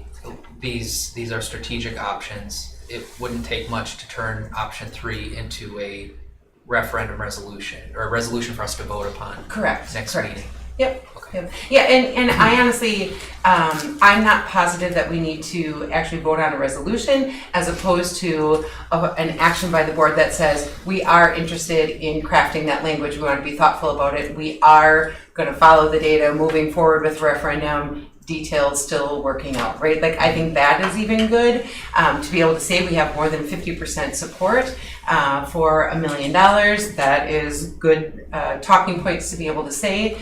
To be honest, I'll let you guys talk about it first before I share. To Adam's point, there are consequences to have more than just not getting your referendum to go through. You are unable to bring referendum to the community for a certain period. Is that true? It is. So with a failed referendum, you can only ask once in a year. And so that would mean if we're not successful in November, next April, we could not go. It would have to be the following November before we could ask again. The other piece that is out there, we are a low spending district in the state. Right now, the statute, there's only one district in the whole state that got caught in this. They had a failed referendum, and then the biennium budget increased the low spending limit. And we got to take advantage of that. The statute was if you failed a referendum and the revenue limit was raised, you could not take advantage of that. So Sparta School District is literally the lowest spending school district in the entire state. And then there's about 117 of us that are at the real low limit. They are just below because they got caught in that failed referendum. What happens if a deal comes through? I know this last one failed. That's what I was going to whine about when I said it's not my turn. So I don't know if you guys saw that, but we were poised to get $200,000 this school year. It's probably my fault, I jinxed it. I even said to Brandon, we should pretty much just order a bus right now because $200,000 this school year yet, and it was going to be over $500,000 for next school year, and I am still just floored that was shot down in the end. So that means the whole surplus is still there. I wrote advocacy letters again. I'm not hopeful about them coming back to the table now. If they were, and we had a failed referendum, would that be the same issue with that low score, or is that considered different and we'd still have access to funds as it gets released? I would need to check into that because this was like a weird surplus, but it wasn't like a biennium budget, so I don't know that. I don't know that the statutory language would have addressed that because that was such a weird little unique thing. So I would need to do some homework on that. And so we'll be in the middle of a biennium budget in the fall, which means if they do change the rules in the following biennium budget, it would be the next year. Right. So I know this is kind of crystal ball talk, but what do you think the gap is going to be based on where things have been trending the last 2 years as far as funding that is going to come in compared to what we would need to just stay where we are? So that is a really complicated question, right? I'm going to tell you that right now Kent Weinman's budget is the one that is the biggest in the whole. Service calls for anything and our utilities and fuel, his budget is taking the most dramatic hit. And he is taking the most dramatic hit only because we conservatively gave a 2% salary increase. When you think of over 80% of our budget being salaries and our teachers and support staff, every group got a 2% salary increase. That's lower than CPI, that's lower than we've done the last couple of years. I believe we are still in the neighborhood of our region, but we are certainly slipping towards lower in that. And I say it all the time, we have people that commute from a very, very far distance. So now they're paying more in gas, driving through how many other districts that have higher salaries to get to us. And we need those people to want to continue to do those things. So that's the hard part. What is the right number for staff? I don't know that, right? How tight can we squeeze it without losing some of our great people? I don't want to have to find out, but that's really hard to put your finger on. If we went up to CPI increase, that was a 2.71. 2.68 this year, so we were a 0.68% off of meeting CPI this year. That dollar amount is a little over 100. Yeah, about 110. Yeah, about $110,000 just to bring people to CPI, which would have kept us in pace with everybody else. It wouldn't have moved our standing with anybody else. if that makes sense. Yeah, and then if you look at the survey results too, like top 5, what the community cared about was this salaries of the staff. It certainly right? was. It So- certainly was. And then making sure they're being fairly compensated. So that's, I mean, gotta get. Another was maintaining facilities appropriately, which is what's costing so much with the increases. So we've had how many conversations about buses in the last 12 months, and last week we had 2 that broke down that are not getting repaired. They are off the market. And so then that budget repair bill, I was like, get it ordered, let's do it. And then when that didn't happen, we are back to square one. So bus. We've got to do some catch up on buses out of that referendum. Whatever that dollar amount is, there has to be some catch up on our transportation. I say we have the data, we need the money, we should draw up some language. Can I just open the dialogue between $1 million versus does 8? Oh, I'm not opening that dialogue. She's talking about like 9 or 8. You're gonna have to open that dialogue. I was gonna say like 850,000 or 900. Like, what is less? I don't know. To me, the number doesn't matter. What matters is what we said earlier about we're listening to what the community says. What are you gonna do with it? That's a very small percentage difference, but personally, I feel like if we said, okay, 950, that's meaningless. That doesn't change. Right. That doesn't change anything. If we say 600, we could be leaving a whole lot of money on the table for no reason, because a lot of the people who aren't going to support it aren't going to support it no matter what. We're talking about a 4% difference between that 1 million and an unknown number between 1 and $1 million. That's a lot to guesstimate for a 4% difference. in I was just chance. trying to open the dialogue. 7.6 for What was that? 3.76. I don't. Yeah, that 4% makes a difference. Does make a difference. What would the projected deficit be next year? Well, we have filled the hole for next year, but that was with a 2% salary increase and only 1 bus. And so that's why we talked to you about financing 1 bus. We would love to not finance and to purchase yet another. So another percent on the salaries is worth how much, Brandon? Another percent is about 160,000. About 160 Okay, is and the 1%. bus is 120,000. So 135 most recently. Yeah. So we're pushing 300,000 just in like have to do, just keep us where we are. And mind Like, you, not to spend more on each student. that's not investing That's in any of the academic nothing. needs of our students. And I've been hearing so much about why aren't we improving? I mean, we're not funding it. We're not spending on our school district. And I've heard lots of people say, why are your scores going up? You haven't- Some are, just to be clear, should be the first answer. That's true. I think they are, especially at Red Creek. The other thing that is challenging about a survey like this, we did 0 community education beforehand, right? We did not go out and talk. This was literally people's first blush opinion, but that is the data and that is what they recommend. That 34% that said we won't support any referendum ever, that is likely true, and those aren't our target conversation education people. Our target are those not sure, I need to learn more about it. Those are the people. Quite a few. There certainly was. There Yeah. certainly was. Which, I think that probably is what, plays into that, 52 whatever percent, 25, 30% are undecided. And that's a pretty big margin. And you're right, like we haven't done any, not any, but not the extensive community education. We haven't had like the listening session things. We haven't done anything like that yet, which gives us June, July, August, September, October, almost 6 full months to do that, to sort of, even potentially capture that percentage. And I agree, with Alex as well, a lot of the talk is, why do our neighbors this, why do our neighbors that? And they invest more in their students. And we have already tightened our belt as tight as we are done being able to put extra belt loops in our belt because it's already so tight and we are not getting the money promised to us to make our budgets. Even when we assume they're not going to give us what they give us, they still give us less.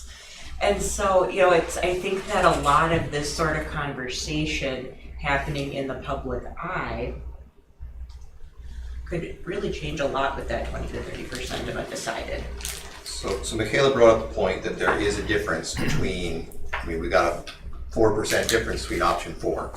And that's the error margin. There's 3 options. There's a 4 option, there's a spend less. Oh, okay, And less that than- has sorry. that has a 4% higher, Okay. which Yeah. is Yeah. greater than the margin of error. That would put us within the margin of error. And normally that would be what I would go for if we knew what less meant. But because less is so nebulous, my brain thinks, This so way, what are we looking at? Mine going at 50%. Sorry, I'm asking him to, that's the one, Yeah. that one right there. Smaller referendum. So what we're looking at, let's look at non-parents, non-staff. That's very few people. Yeah, we're looking at that 4%, but then it's because of the margin error. So if you want to use that 4% as a stand-in for your brain for that 3-point-whatever% margin of error, we could go as far across the line as that almost simply on margin of error, but we could go as far in the opposite direction. That's the way margins of error work. I don't know, I think like we're getting caught up in this, to me, doesn't make as much of a difference as what is the meat of this thing and what are we gonna ask for? Like, so if we were to say, Shelley, let's just throwing it out there, let's just take $1 million and let's put together, like, how would you construct $1 million? And then give yourself a 25% gap of like, okay, if we're not confident in what this other spend is gonna be or that we absolutely have to have it, then the board can make the decision that let's just ask for $750. And I'm just throwing numbers out there, okay? But I think if we could give the admin at least a number to start putting it together at, so that they're not like, okay, well, they're probably only gonna give us this. You know, I think they can do a lot more in a month and come back to us and say like, this is what this thing could look like. And then by July, we're making a decision in July so that we don't miss a huge opportunity for us to get in front of the public, which would be like the fair and the events that are gonna happen in the fall before the vote. And that's just my opinion, so. Did the survey talk about the impact that the defeasance has on the taxpayer? It did not. So it did make mention of the savings in overall debt repayment because of taking advantage of the defeasance and is it right there? Nope, I think it's the next. No, definitely the other way. Sorry. Keep going. Yeah. Right there, on the top. We saved Blackbird Falls, so it talks a little bit about that, but not the impact. So the reason that got, we worked with Baird, our financial advisors. I know school finance is really messy, and so I'm going to try to explain it. And if I'm saying words you don't understand, please ask. So usually when they give us a per pupil increase, they also increase our equalized aid. This past year was the first year they did not do that, so we got to spend $325 more per student, as did every school in the state. And this was the first time they didn't give us increased aid. So that means this board taxed our local community $325 per person, and they felt every bit of that $325 on their tax bill this year. This last budget repair that fell through was going to fix that. So next year we get another $325 that we can spend, and as the biennial budget currently sits, there is again no new equalization aid for it, so they're going to feel that. And so our defeasance strategy is wiped out. Exactly. It's wiped out because they stopped with the equalization aid. Had they continued with the equalization aid or done the budget repair, we could have brought us back to a level playing field. Then we could have used that defeasance amount to not have the taxpayer feel the burden of the $1 million. But if they don't do anything different with equalization aid, they're going to feel every bit of it. There's a lot of political strategy conversations happening right now. The WASDA lobbyist said that she believes everyone is gearing up for, everyone is all about election next November. And so they feel like there could be a wild and crazy ride as people are vying for new roles for the fall. You know, with the governor turning over, the speaker, Voss leaving, those were some of the main players in this budget repair bill, and they're all retiring as of November. So I just don't know if anything is gonna happen before that or after that. And we find out our equalized values, the third Friday in October or something like that. And so we won't know that. So what would happen if we move forward with the referendum? You will have to approve a tax levy with no referendum and then approve a tax levy with a referendum, because that has to happen at our annual meeting the 4th Monday in October, and then the election would happen the first Tuesday. And so the equalization biennium budget is what is messing with our long-term defeasance strategy. Long and short of it. I thought Casey's recommendation sounded excellent. Is that something that we need to make a motion on? It would be helpful if you made a motion on it. It's your idea. What I want to say for the number. I don't know if do we need a motion now on what we want to do, or do we just need to ask? Nope, it doesn't have to be a formal motion. You can just say, I would like the admin team to bring us a recommendation for a $1 million referendum, and perhaps a little prioritization towards the top. That would give you that flexibility, perhaps if we decided not to go for $1 million. Is that an accurate reflection? Correct. Okay. Casey did not make a motion, but Shelley is going to reiterate. It's all good. Yeah. Just say that one more time, Shelley. It's more a directive to me rather than a motion, and so I got it. That the admin is going to bring forward a recommendation of how we would spend $1 million referendum and prioritize the last few pieces, so that if we change the amount from $1 million to less than, it was already prioritized. But just as a recommendation. Yes. Yep. And so it's not going to be in resolution language, it's just going to be conversation for you.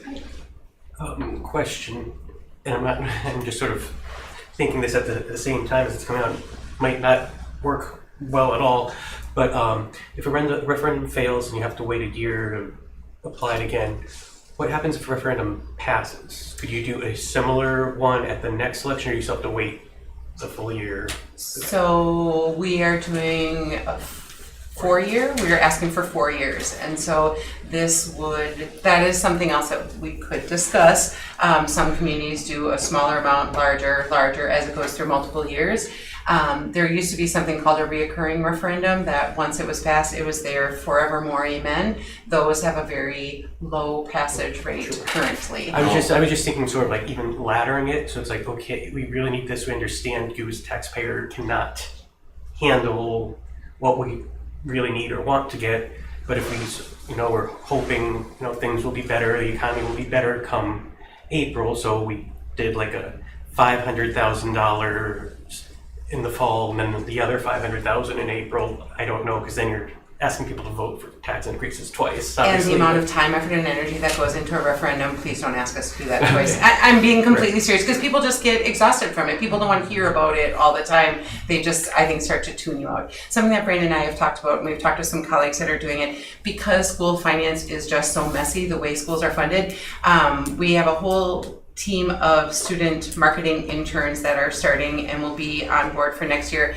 We're going to put together some school funding facts and ask them to start making some graphics that every Friday would be Financial Fact Friday, and they can just start educating the community about what school finance and how it is made, and so that people can build an understanding, not swaying them towards a referendum. The referendum won't even be mentioned, but just to help educate people what are the levers that are impacting your dollars.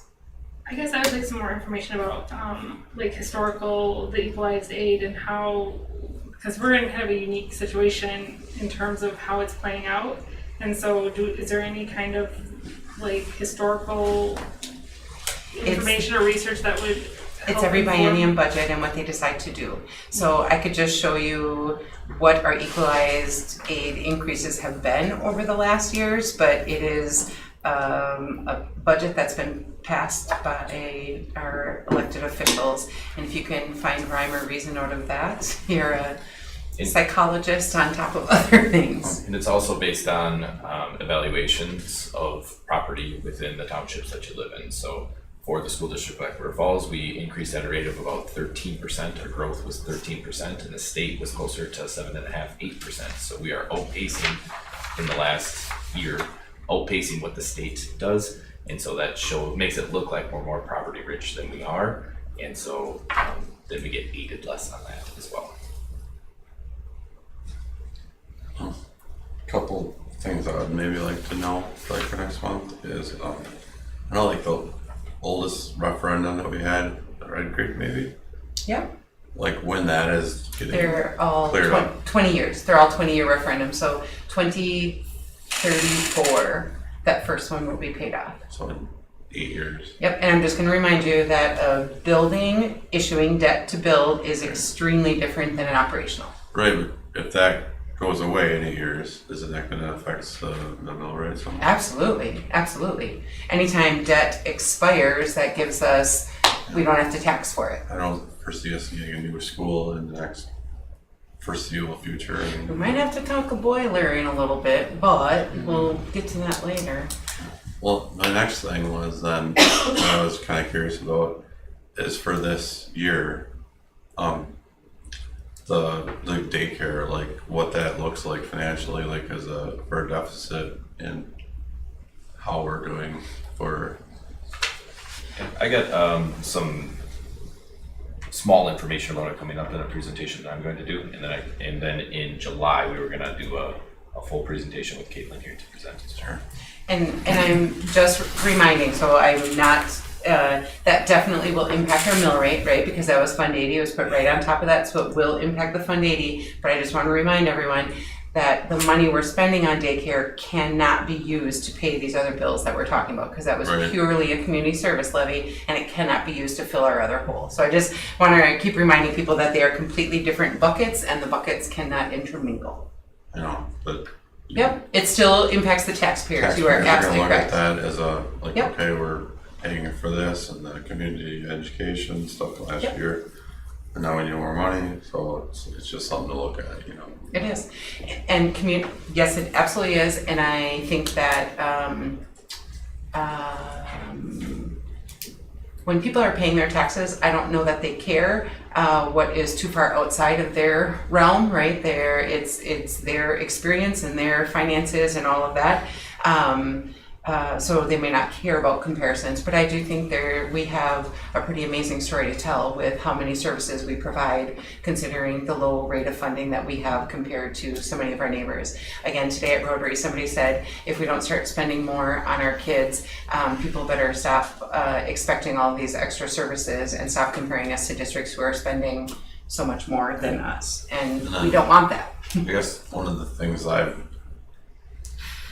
never really heard is like if we were gonna say improve our educational experience, whatever, what would that be, you know? And like I have a couple ideas of what like areas, you know, that would maybe be beneficial. And so I guess I would ask you, are you talking about what would increase our test scores, or are you talking about parent satisfaction when you say increasing the experience, or what measure are you shooting for? On graduation day, turning out productive citizens, that's what I would measure as success. Okay. Okay. Okay, Not that's fair. necessarily test results, but you know, turning out kids that have a direction in life and are going to be productive citizens. That's what I see as successful. Excellent. So, what would we have to do that? You know, or what would be? I mean, I have a few ideas, but I mean, I just think that like, okay, we need more money, but what are we going to do with it? You know, I mean, are we going to have like enough to get a bus and pay the teacher a little more, or? And so under the option one, the 1 million, I just want to point out what it says, that while helpful, we'll still need to make budget cuts along the way. Like we can't We're not build a new city. we're not even keeping pace at $1 million. Right. Like, we're still falling behind. We're not looking at adding. We're looking at mitigating destructive loss at this point. Like that's not, I guess, on the radar from what I can understand about. And we told the voters this. We said $1 million gets us cuts. Just not I mean, and then they said, yep, we want cuts and to only give you $1 million is the way to read that. We're not building new programs with this. Okay. We're hopefully not losing our teachers. And it's always worth the conversation of reprioritizing, right? So if there are ideas that are going to positively impact our students, we would certainly want to consider them, right? Reprioritization of how we spend our money is always a worthwhile conversation. Right, and if you're gonna have to do cuts, I mean, that's something to look at. You guys did last month, remember? We reduced some positions. I want to bring that back because that really happened. We're not just saying we might have to do cuts. We lost a student success coordinator who's 1 year in a position that we just created and has positively impacted families. We reduced a science teacher. We reduced elementary spots. Like, this isn't just a maybe someday we're going to have to. This has been happening year after year after year. So It's not a matter of if we have to make cuts. It's do we have to make as many cuts as we're gonna have to make. correct. And how long can we buy on our buses? That's the piece. So I have marching orders for next month. If people have additional information that you would like, please email me between now and then. And I look forward to the conversation then. Would you, did someone, somebody had asked about if they come through with the aid that was promised. Oh, How will that impact? Can you make sure to? So the legalities? if they do, what I heard was a question, if I'm on the right, if we ask for a referendum and we fail and they do a budget repair, are we able to receive those additional funds, or does the old statutory language prevent us from getting that? Is that a fair reflection? Okay. Yes.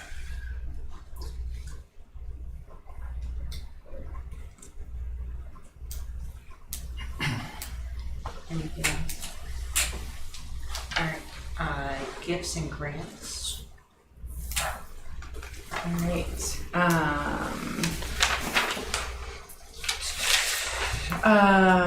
The grant narrative was put in there from Melanie Floyd. That is not a grant that we have received yet, but one that we are applying for. Again, I do that so that you are aware of the topics, but also aware of how much time our staff are spending in trying to seek additional funds as well.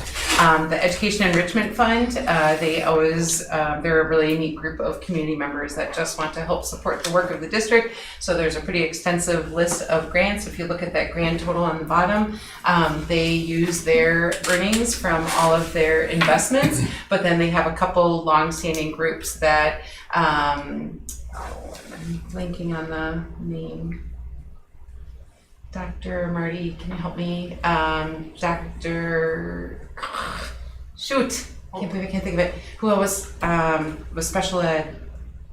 I'm sorry, it'll come to me at some random time later tonight. But Mr. Paul Millis will often add additional money. The music department often gets additional funds, and special education, and it is the rest of these are all from their investments from the year. So this year they had more grant applications than ever before, and they actually came to our spring banquet to be a part of the celebration and to award them. So that's great. And so what? Dr. Lehmeyer? Lehmeyer, thank you. Gosh, I don't know why that wouldn't come to me. Dr. Lehmeyer always, he's a strong supporter of the arts, and so anytime there's a music one, he plucks that out and pays, their estate is paid for those, so thank you. All right, so gifts and grants, those do need your approval. I motion to approve the gifts and grants. I'll second. All in favor? Aye. Opposed? Passes.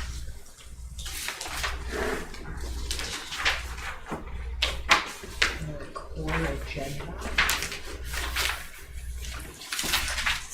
So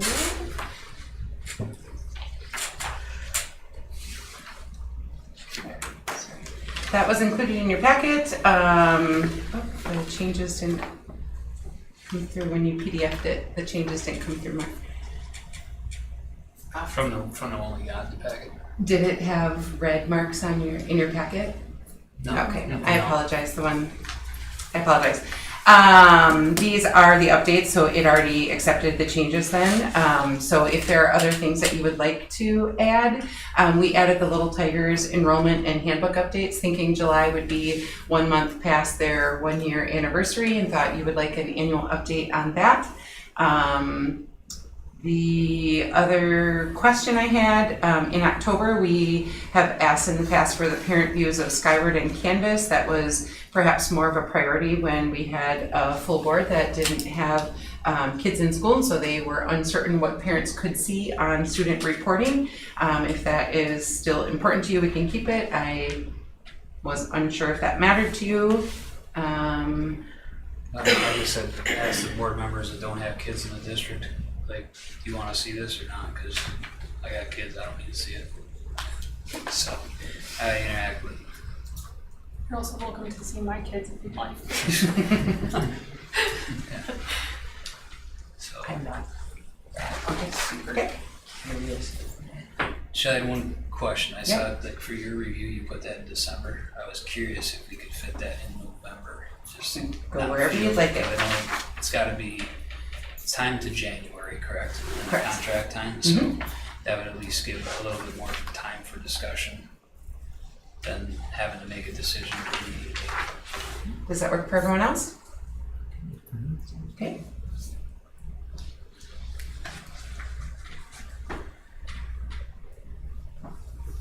Is January still good for the rest of the admin contracts? Can we? When are they due? January is the latest it can be. It can move earlier, but it can't move later. I guess I'd say maybe move the rest of the admin up to December, then that way it's not all. Yeah, it's also. No, that's it. I also really struggle because the state conference is in January, and when you try and do one of those late nights and you're leaving out of town the next day to also go to the conference, it gets to be a lot. And so I know this year I was not my best self during those, and I really want to show up for our staff more than anything. And so if we could put a little space between those, because it gets so late, and not do it on the same week as that conference, that would really probably allow a better reflection for some of us. I moved my eval to November and the administrative contracts to December. That works for everyone?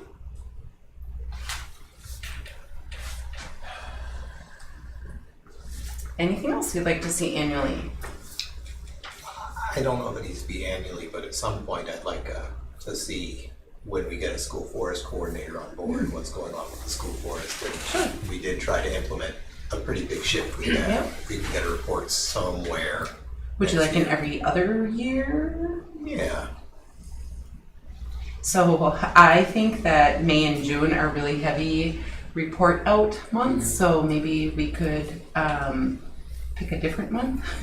So I know it looked like when you look at next year and the way some of the faculty were talking about incorporating the use of the school forest, I mean, it'd be good to give them some time to see how it's being. To be honest, March would probably be good, because then you might hear about some fall trips and what they're looking forward to yet in spring. Sounds great. Mr. Aaron Svichek, our middle school tech ed teacher, was hired as the coordinator for the school forest. Excellent. Yeah. Are there any of those other ones that you would like every other year? For example, tonight you heard from Vicki on the homeless and deferred expulsion. Next month we're going to have Kyle, the school resource officer, is usually in May, but he happens to be out of town. We get a nursing end of year report. Do you want those annually, or do you want some of those in a rotation, or annually this year and then decide later? What's your preference? So when I go to CSUM meetings, I get to hear about like the other approaches people take to some of these things, and I'm wondering if it wouldn't be worth exploring, like not jamming them all into one meeting a month, but looking at other options for like how to stay informed and in touch with these topics, and maybe even build better connections with the people presenting them by using a different format. Such as? There's a few out there. I would probably want to get a little bit better informed on exactly how they're doing it. But I Okay. know a lot of people, or a lot of boards don't always do them all in one meeting. I also don't want to be going to a school board meeting every week, so there's gotta be balance. Right.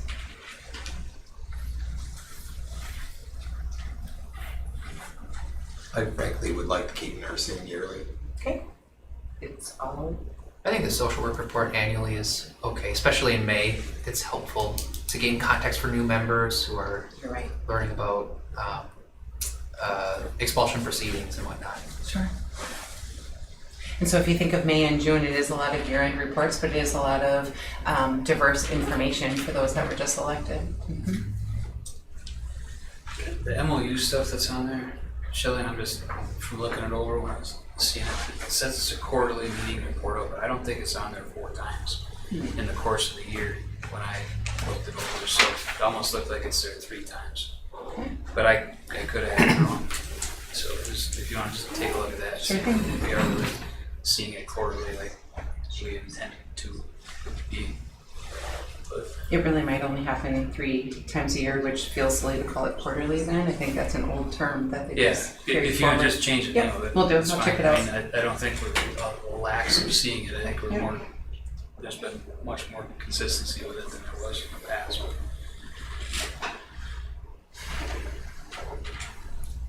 Could just remove the word. Yep. Unless that's a stipulation of the MOU that it comes out quarterly.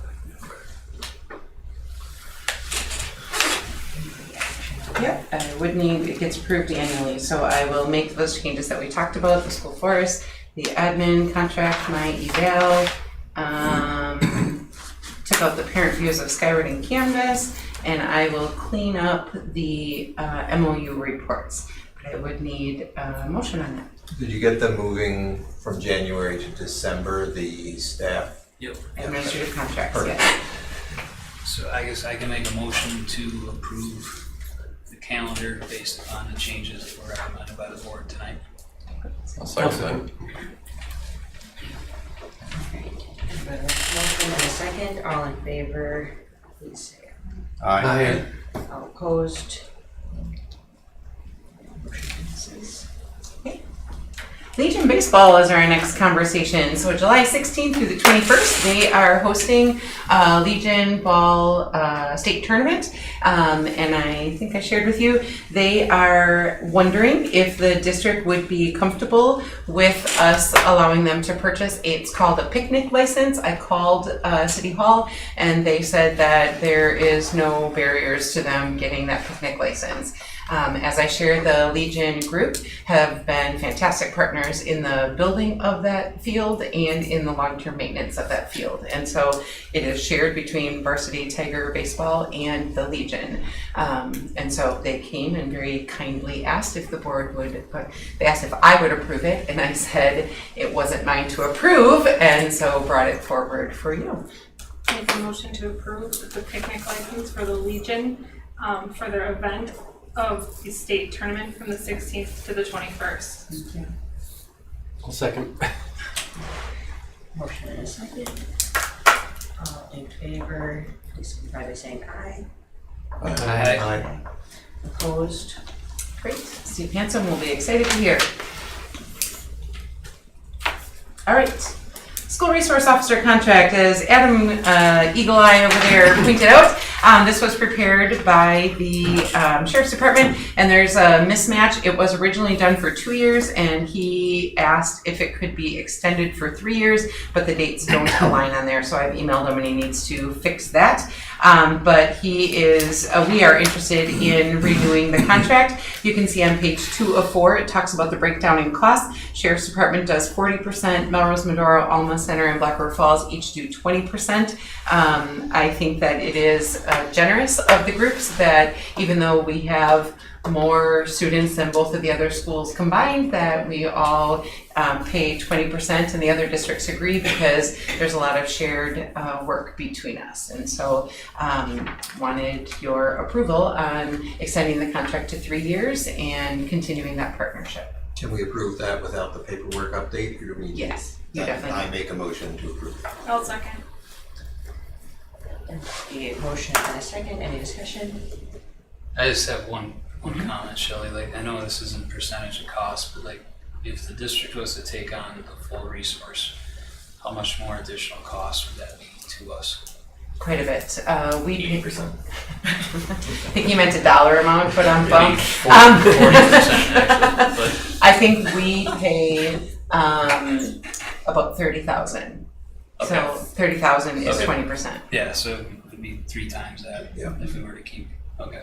Yeah. Just curious.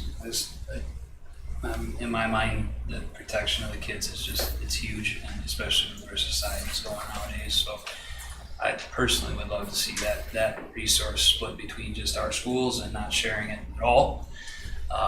But I understand the financial impact, and that it's not really realistic. So There's benefits too, you know, Vicky was here and talked about deferred expulsion and that sort of thing, and Yeah. helping out intertwine.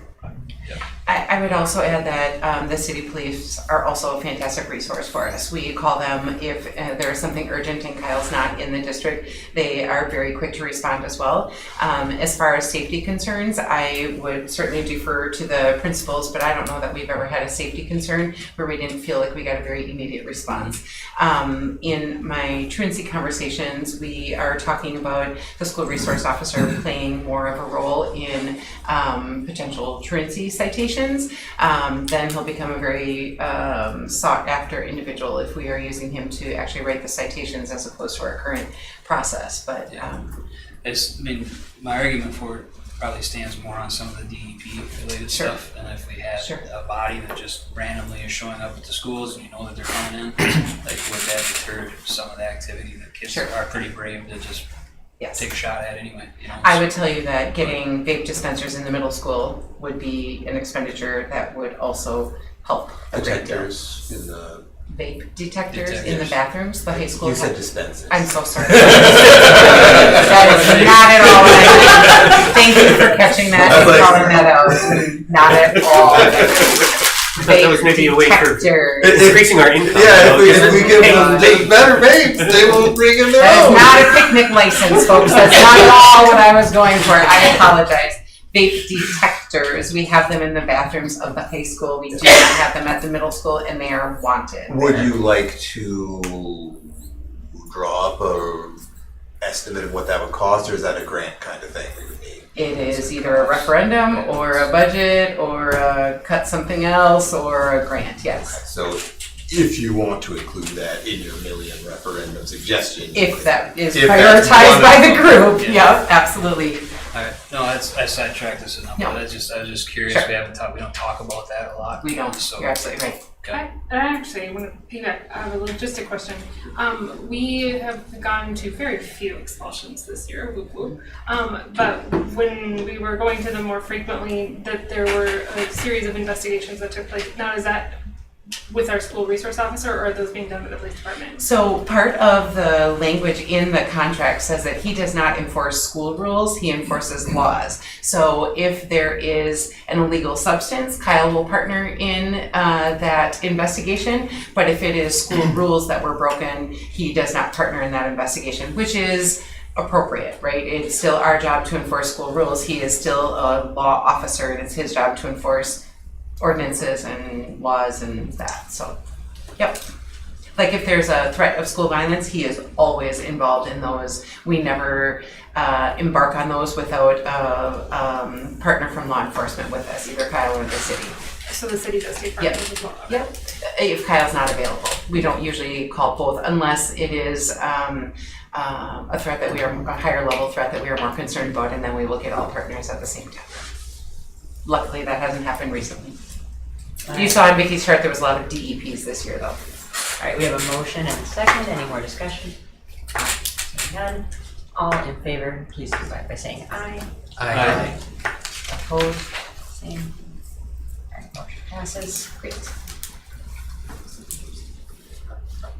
The next one just needs approval. The principals are busy interviewing right now, but still waiting for some contracts to be signed for your approval. But the resignations need your approval. I make a motion to accept the employment recommendations as. Second. Any discussion? All right, all in favor, please signify by saying aye. Aye. Opposed? Passes. I hope the handbook language chart made sense to you. We have 3 separate employee handbooks. And this year we met with all the groups together. Several of the changes are really changes that need to happen in all of the books. And so we did bring a committee together. I always describe that handbook as this is the formal relationship between us and our employees. And so we want the handbook language to be really clear so that no matter who's looking at it, they would interpret it exactly the same way. We had some support services and some teachers there. I don't think we had any support staff that joined us. Looking at Marty for her memory. But we did send the language out to the groups after it was finalized and received no further questions. So those handbooks, after your approval, become part of board policy. I appreciated your summary of the changes and specifically why the changes were being made. It's very convenient. Good. Seems like it would be a lot of work to do. I like a good spreadsheet. I make a motion to approve the handbook changes. I'll second. A motion and a second, any discussion? Seeing none, all in favor, please signify by saying aye. Aye. Opposed? Motion passes.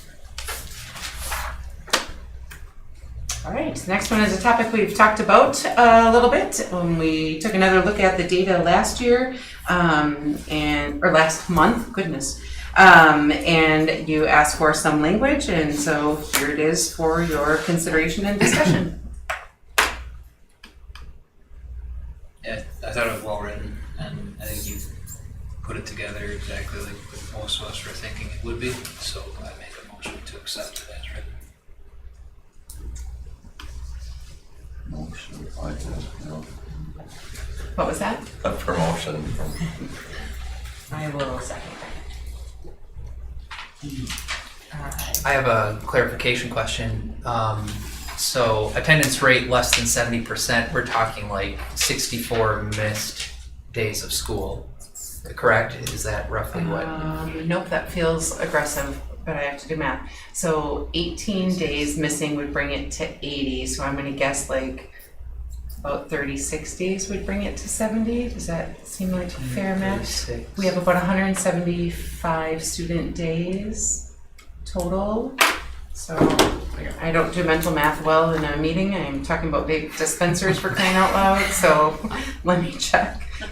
So 175. 54. So 100. Yeah, about 53 days. Yeah. Essentially, 10 weeks. So that's a lot of missed school. Sure is.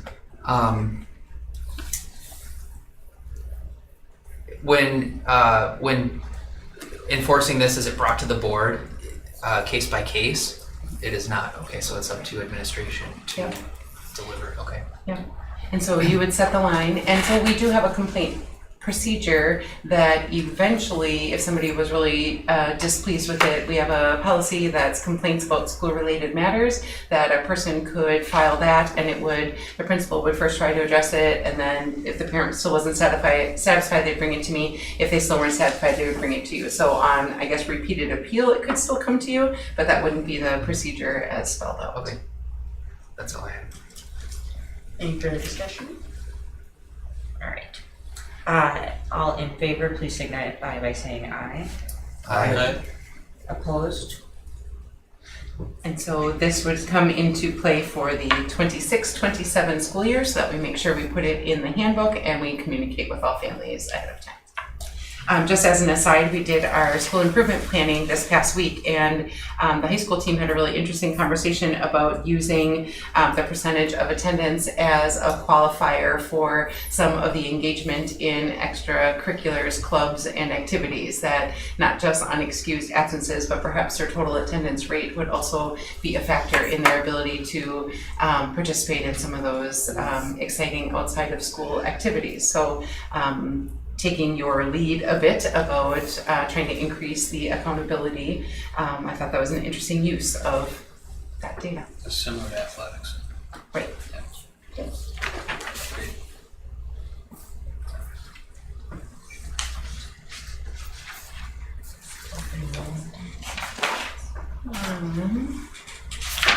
So the applications, there they are. The open enrollment applications, these are the ones that families that applied during the regular open enrollment window, which is in spring of each school year. This is not a commitment by any families that yes, they are coming here or yes, they are going somewhere else. There are quite a few families who fill one out just in case. There are some families who are looking for housing and they want to make sure that they still have a spot, and so they may fill out the form. So this is not a commitment. We don't know how many are actual until butts in seats in the fall, but these are the applications. I would just remind you that there are very few ways that we can say no to an open enrollment application per the law. They say that they're asking, but they're really telling us that this is where they're going to go. If they are special education and we have said that we don't have room in our programming, we can say no. If we have said we don't have room at any grade level, then we could say no. That happens at our January board meetings, and we said that we had open seats in all levels. And we said our special ed caseloads were at capacity and we did not have room for special education students. The other reason that we can say no is if a family is already here and they hit truancy, we can end their open enrollment status at the end of the term based off that truancy. Otherwise, there's really no way to say no. We've had some people ask, there's some significant behavior students who are open enrolled in.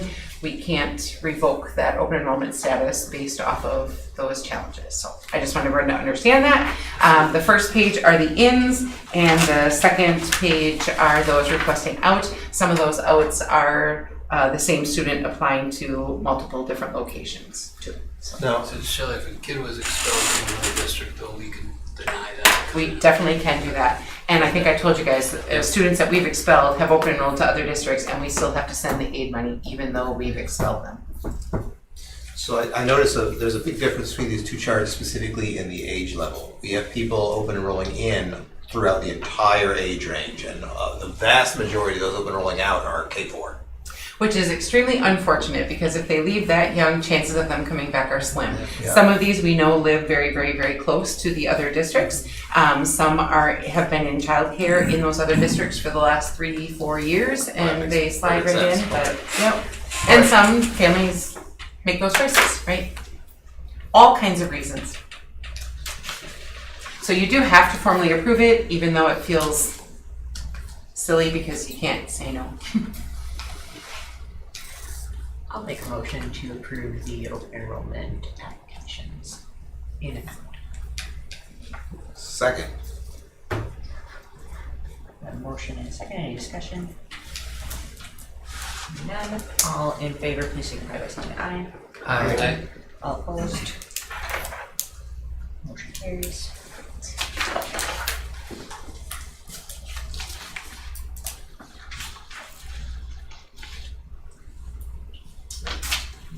Brandon's up, I believe. 9.1 is expenditures. You get the big lump packet inside of the board packet, or you can pick one up out here. What I showed to you is a summary of that information in the Fund 10 area. So what you're looking at here, the blue line is this year, our trends line of all Fund 10 spending. Orange is last year and green is the year before. Casey, you kind of asked, is where are we sitting for this year? A really good comparison is if the orange line is last year and we were about 250,000 over budget and we are trending at the same or higher, then we are trending at that same amount or higher. The next chart here kind of gives the budget versus actual spent. Blue is the actual, orange is the budget for each object number. So I kind of talked through these, and my presentation later goes over them again, but these are salaries, benefits, purchase services, if a service call someplace, non-capital objects, supplies, capital objects are goods that you need, like a bus. Debt retirement we don't use, insurance and liabilities, so property insurance, workman's comp, those types of things. And transfers, we have one transfer and it's Fund 10 to Fund 27, so those are all expenditures. And then it does the same but with numbers.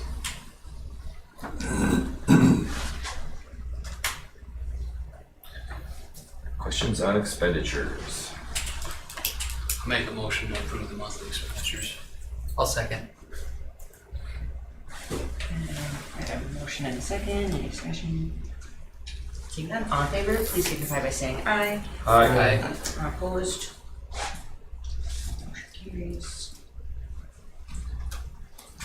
All right, we saved the best presentation for last, the most intriguing. Do you need someone to push the slides for you? I think I'd better do this one. So I'm going to give you a budget overview as well as our WUFAR system. It's the system we use for fund accounting in the state of Wisconsin. Not every district has to use the same accounting software that we use. We use Skyward, but every district is required to use the WUFAR system in the government or fund accounting to keep track of dollars spent. So WUFAR, Wisconsin Uniform Financial Accounting Requirements, or WUFAR. It is fund accounting. The budget reports are for revenue, expenses, balance sheets, and cash receipts. And then towards the end of this, I'll give you a budget status update on Fund 10, Fund 39, Fund 50, and Fund 80. So Fund 10s are general fund. You can think of it like your checking account for in your everyday. Fund 39, those are our debt services, investments for capital building referendums. Fund 50 is lunch, and Fund 80 is that community service.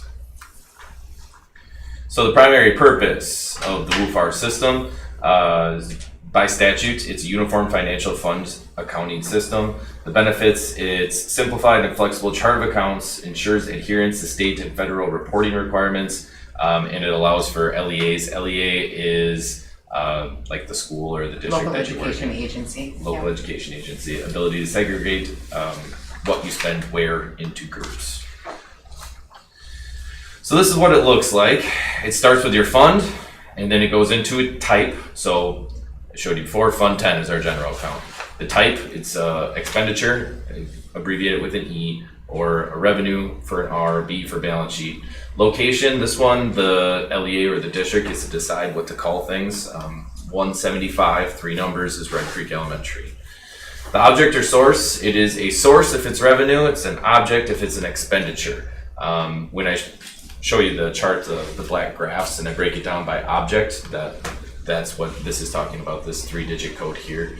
And then the function or balance sheets, this one is specific to exactly what you're purchasing for what. The last one is project number. This one is used locally at the LEA to help split apart or determine a budget center. So for example, Red Creek's general supply budget might have a project number of 002 on it, which stands for second grade supplies. They're hierarchical. So that means that they all roll up, right? Anything in the 1200s or higher rolls up. This is a 122,150. That rolls up to the next number up, 1221, 100, all the way up to the top. So something in the 100,000s of a function can be broken down into instruction, but regular curriculum, but also English language and language skills and reading specialists all the way down. And so each number in that sequence has something specific to it. That is true for the function. It's also true for the object.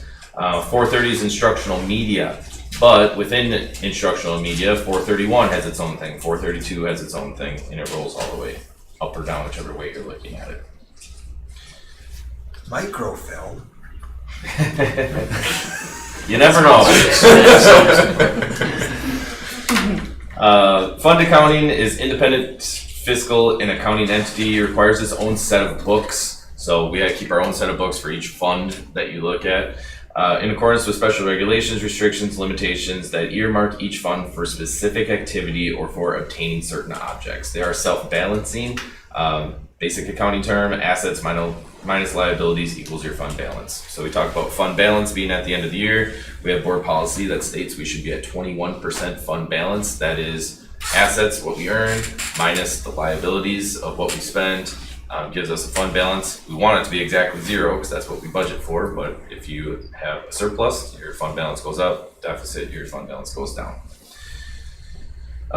Some common funds, Fund 10 is your general, like your checking. 21 is your student activity account. So if we need to make a purchase for the Shooting Tigers, that is going to come from the activity account. Fund 27 is special education. Fund 10 and 27 are often linked together because they both have revenues and expenditures tied to them. We transfer money from Fund 10 to 27 as we get it in from local sources or state sources. Fund 39 is debt service, so you have to levy for Fund 39 in its separate entity. And that's what helps build your overall tax levy when you get that. Fund 46 is a capital maintenance trust. We have used this over the years. It has dwindled down. We don't have as much money in there as we used to, but the reason people use Fund 46, a lot of times for end of year, if you do have a fund balance left over or assets that are greater than liabilities, a lot of districts will take money, put it into your capital maintenance, because then you get aided on it by the state for putting it into your capital maintenance rather than fund balance, which you do not get aided on. Fund 50 is food service, and Fund 80 community service, as I mentioned before. So, different types. A balance sheet is going to have A for assets, L for liabilities, or Q for equity, whereas an operating statement has E's and R's for expenditures and revenues. So, in this example here, this is an expense account. So this is 10, general fund. E stands for expenditure. 120 depends on the school. You'll see in the example, they call this the school Shady Meadows. And 111 is for salaries. And I don't have this one memorized. I think it said reading instruction for the function here. WUFAR locations. So the fund, the type, and then the location. Shady Meadow Elementary is the number for this one. Red Creek's is 175, middle school is 271. The location is up to the school, but it tells which building is usually how it's separated, or by a grant type, or something that separates itself from everything else. The source or revenue, source for revenue, but object for expenditure. So it's the third number in the sequence. So Fund 10, general fund. Expense, we're buying something. At Shady Meadows, what are we buying? The salary of a staff member of some sort is how far we've made it so far in the sequence. The source would change this E to an R for revenue, but since it's an E, it means that it has to be an object. You've seen the objects before. It's this one. The 100s all the way through the 900s. Remember, they roll up, so it could be 111 for salaries for a reading teacher, but it could be 112, a salary for a support staff member. They all roll up to 100s of salaries, and so that's the abbreviation that you see on the board reports. And then the function, this one gets really specific, why or for what area or purpose. The key thing to remember here, anything that starts with a 1, this level functions are for instructional, whereas the 200s level functions are for support services. So if you think of something in the 100 series, a salary for a teacher, whereas something in the 200 section might be trash service, right? There's a bunch of them for instruction and support services.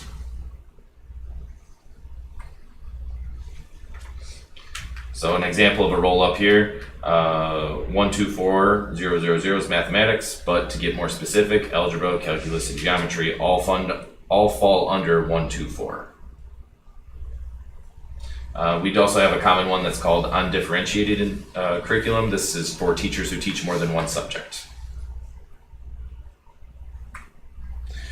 And then I'm not going to talk you through all of these, but you see the sheets in your board packet, or you can pick them out here. This is the point of this presentation, was to kind of give you an idea of what you're talking about. 10, R stands for revenue. The location, these are our grants. Federal funding is the 700s and the objects. So all of these are federal sources under grants, and they all go to object 730. Have a function, and then all of our grants we put a project number on so that we can separate them.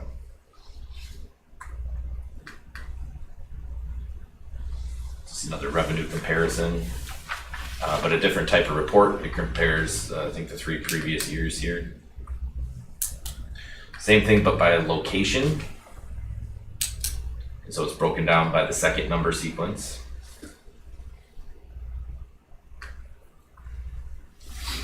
Then by function gets down to that finer detail.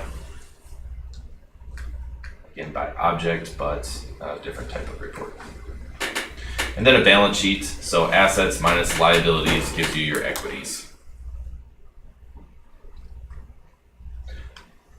Budget status report, Fund 10. You saw the expenditures that I showed you right before this, so I kind of left that off, but wanted to talk through a couple things. Basic operation and fixed costs are the key drivers of our increased costs over the budget. The cost per therm for gas is higher than it was 5 years ago. Electric, the kilowatt average is higher than it was 5 years ago. And so when we compare them, we try not to compare just dollar numbers, although that's the bottom line. If we're keeping the same kilowatt usage, but spending more money, then we know it's the price of the kilowatt, not us consuming electric. Repairs and buses and boilers, and then a big one that isn't as big of a cost as the electric and the gas, but preventative maintenance service contracts. It just drives me nuts seeing them come in all the time. But you know, we have to have fire safety inspections, we have to have camera inspections, lift and elevator inspections. All of these things cost money and are mandatory by the state, and they can increase whatever price they want. I added a couple of different types of expenditures that we have, just to show you the increase over the years. The price of a bus from 21 to 26 has increased by, you know, what do we got here? $47,000 for a single bus in 5 years. Our property insurance has gone up by this much in the 5 years. We have a rather large claim in there someplace, but gone up nonetheless. Trash services, what we paid yearly for trash services. We do bid these out. Property insurance, I asked for a bid on that one. A lot of places won't cover us because we don't have sprinkler systems in all of our buildings. And that's super, super common. One, to not have sprinkler systems, and two, to not be covered because you don't have sprinkler systems.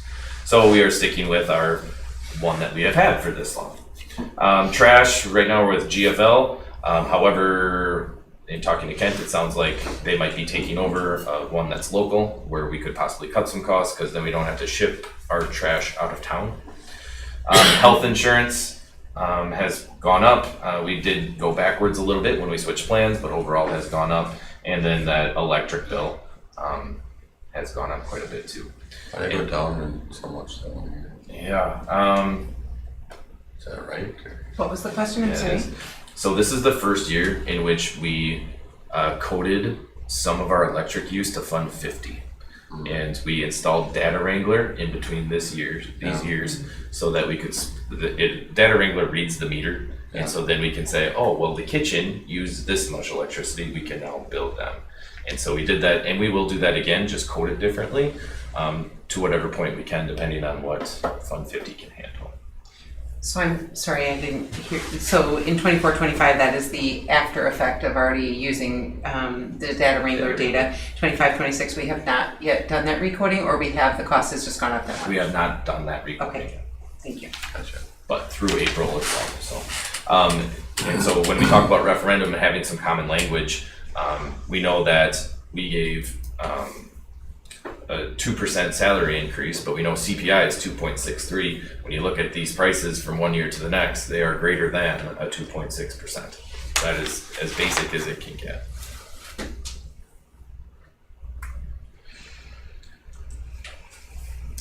Another way of looking at it and where we sit as far as some of those operations under Kent's budget.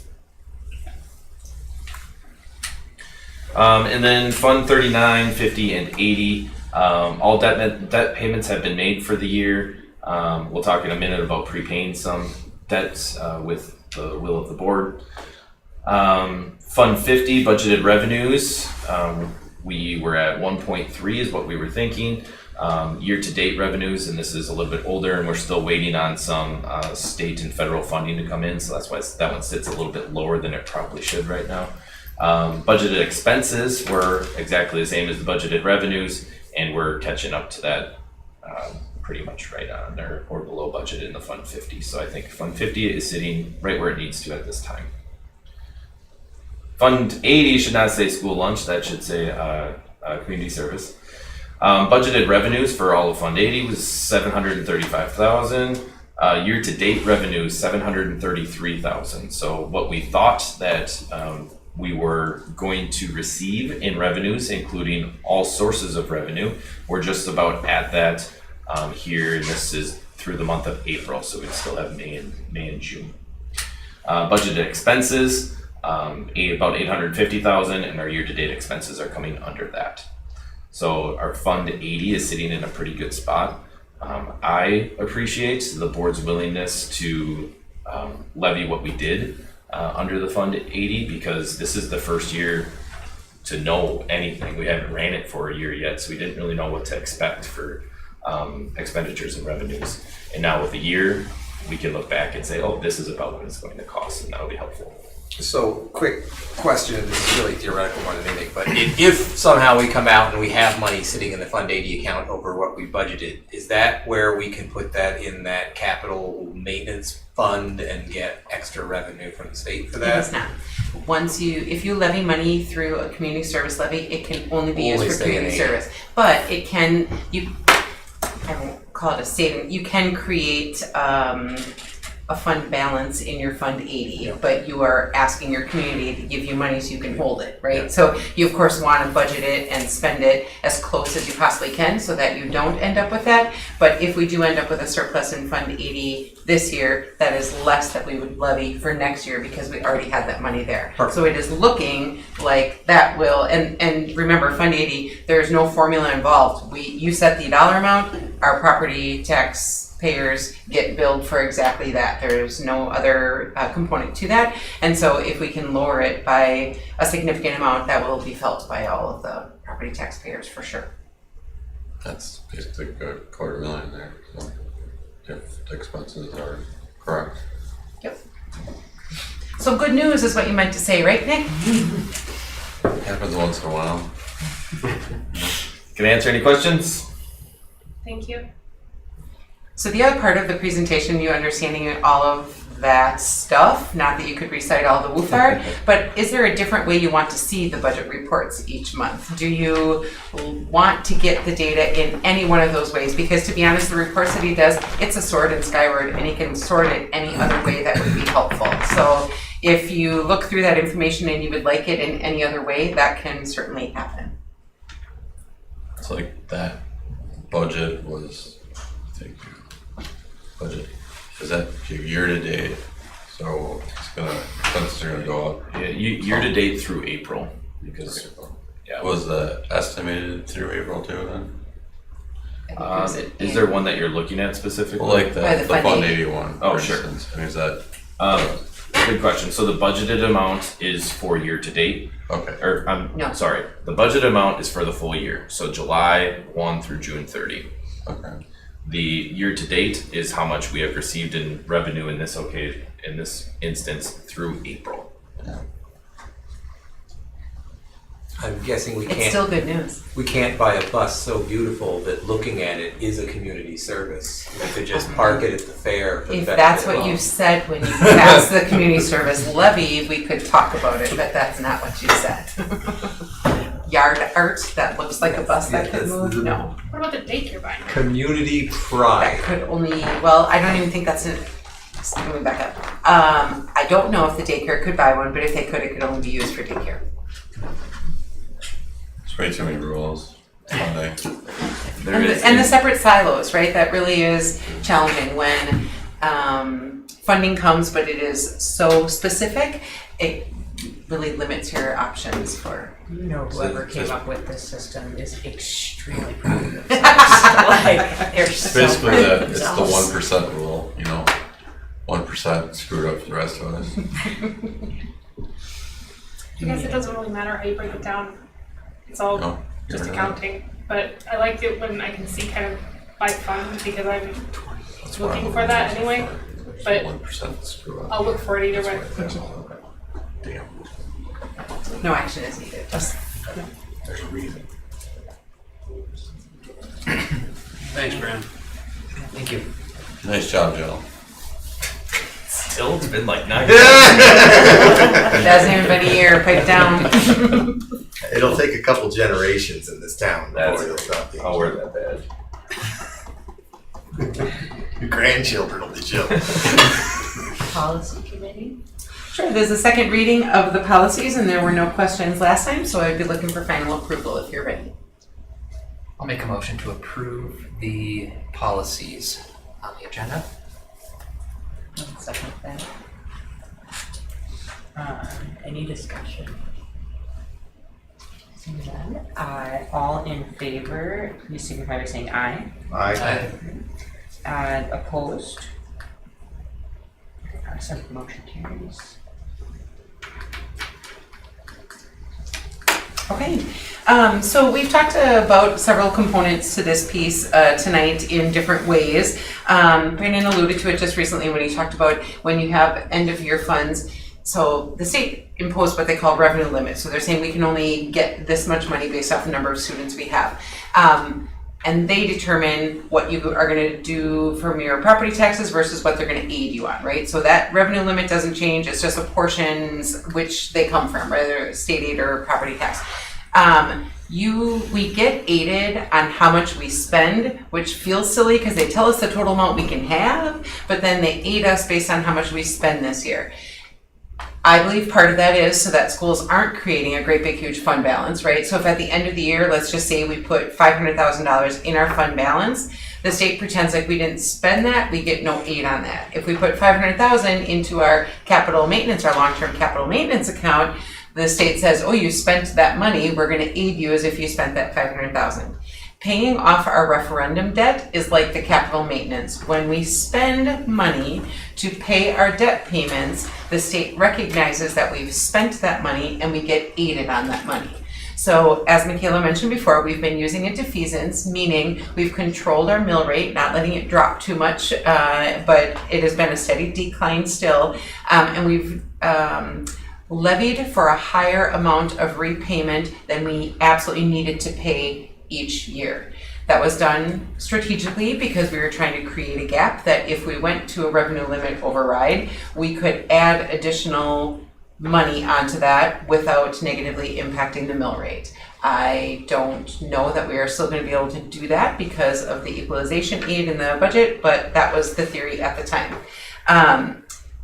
Baird is telling us we've got a lot of money that's been in that defeasance account, and because these are such low interest loans, like we're talking like 2%, they're really, really, really low interest loans. It's not a huge financial advantage to pay them off, but they also said it's not fiscally responsible to keep too much in that fund balance of debt repayment. So I say fund balance, but it is just for debt repayment. It cannot be used for anything else. So they are recommending that we make a large payment this spring, which will help us next year when it comes to, so we can't spend any new money, but a larger share of it will come from aid from the state as opposed to needing to be our property payers, taxpayers. My goodness, I'm done for the day. Which will be advantageous, right? Because then the impact of any referendum that we have on there would be adversely impacted by that. So it's a good strategy still, and they were very, very specific about the motion language that would need to be made. So this is not going to, I just want to reiterate, we're not asking our community for any more money. We're not borrowing any additional money. This money is sitting in an investment account right now, earning us money, but they believe the advantage of spending this large amount will is more advantageous to us next year in our aid that we would be receiving than keeping it there earning money for us. Does that make sense to everyone? And we all understand this is not new money. This is the money that we taxed our community to repay debt. We are just choosing to pay a larger amount of debt this year than the bare minimum that we have to pay. I assume the debt is on specific items. It is, and I'm going to be really, really clear. It's the capital program. Yeah. It is. So it's not like we could get new debt to then pay it off. No, it is specifically, the motion has to be prepayment of $248,000 portion of the 2028 maturity. So Nick had asked the question about when does the first referendum debt fall off. We did several different issuances or sales of bonds over time, so they don't all fall off at the exact same time. So because as we were building the school, we didn't need all 23 million at one time. So we sold a bunch of bonds one year, then we sold some the next year. And so there is a little bit of a gradual falling off as opposed to all at once. So it would be 248 of the 2028 maturity, 653,000 of the 2029 maturity of the district's general obligation refunding bonds dated 12/4/2023 on June 20.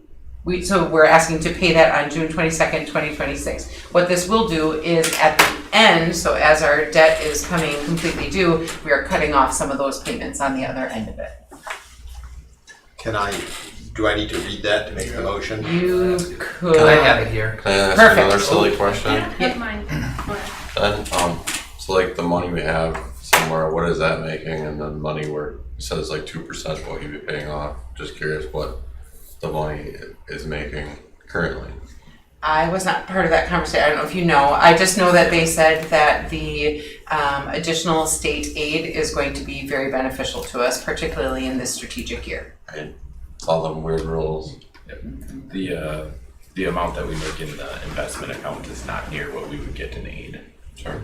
That's what I figured. I just Yep. It's worth asking. Normal money moving around, questions not stated. Yep. Stuff. Someone have it in front of them to read. I can do it. I make a motion to approve the prepayment of the $248,000 portion of the 2028 maturity and the $653,000 portion of the 2029 maturity of the district's general obligation refunding bonds dated 12/4/2023 on June 22nd, 2026 with funds of the district on hand. Second. It's a lot easier. Alright, we have a motion and a second, any discussion? Seeing none, all in favor, please signify by saying aye. Aye. Opposed? Motion carries. Great. We will contact them and make that happen. So those two bonds mature in 28 and 29. One of them in 28 and one of them 29, yes. And so how all of them are spread apart though is that the amount that we owe each year stays the same. Even when one falls off, we pay more on another. So it stays really level. Sure.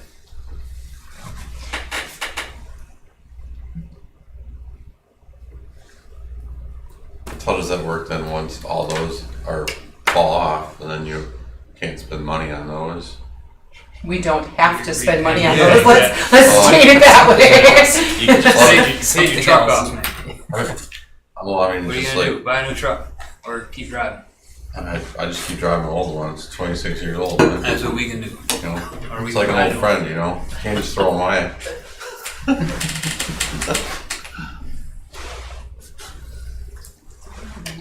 Well, what I was meaning, like, okay, you're spending this money to pay these off. If you don't have them to pay off, you can't use them for something else. What do you use them for? We stopped billing we stopped collecting those payments from the property tax. So taxes just go down basically. Correct. Mm-hmm. Yeah. And then you ask for a referendum for operations. We're not waiting years for that. Alright, reports, meeting minutes. From whatever the last month was. There are two sets of meeting minutes. April and then our May reorganization meeting. I'll make a motion to approve the meeting minutes as written. I'll second that. Both sets. Both sets. Alright, we have a motion and a second, any discussion? Seeing none, all in favor, please signify by saying aye. Aye. Opposed? Motion passes. District admin. Okay, just a couple things I wanted you to be aware of, and if you have concerns about either of these items, please reach out to me and let me know, or you can tell me now. Family Promise, I don't know if you're aware of them, but it's fortuitous that Vicki was here tonight. They are a group out of Monroe County who are now reaching into Jackson County, and they focus primarily on unhoused populations, and they have a community health worker that they have hired specifically for Jackson County, but they were looking for office space for this individual. This individual needs to meet with families and that's really about it. They need a space where they can welcome families in and have kind of a home base, and they will also be working out of the Monroe County office. I was approached about the Gebhardt School Building, wondering about spaces over there. Just as a reminder, that building, the whole front part is all child care center, and then the back part is all the food pantry programs. When you first come in the first doors, there is an office space right off to the right that is not currently being used, and I feel like we've kind of made a commitment that that building is for community use whenever possible, and I said that we would be willing to allow them to use that for a very nominal fee. We're going to figure out something for internet access is what we're going to do.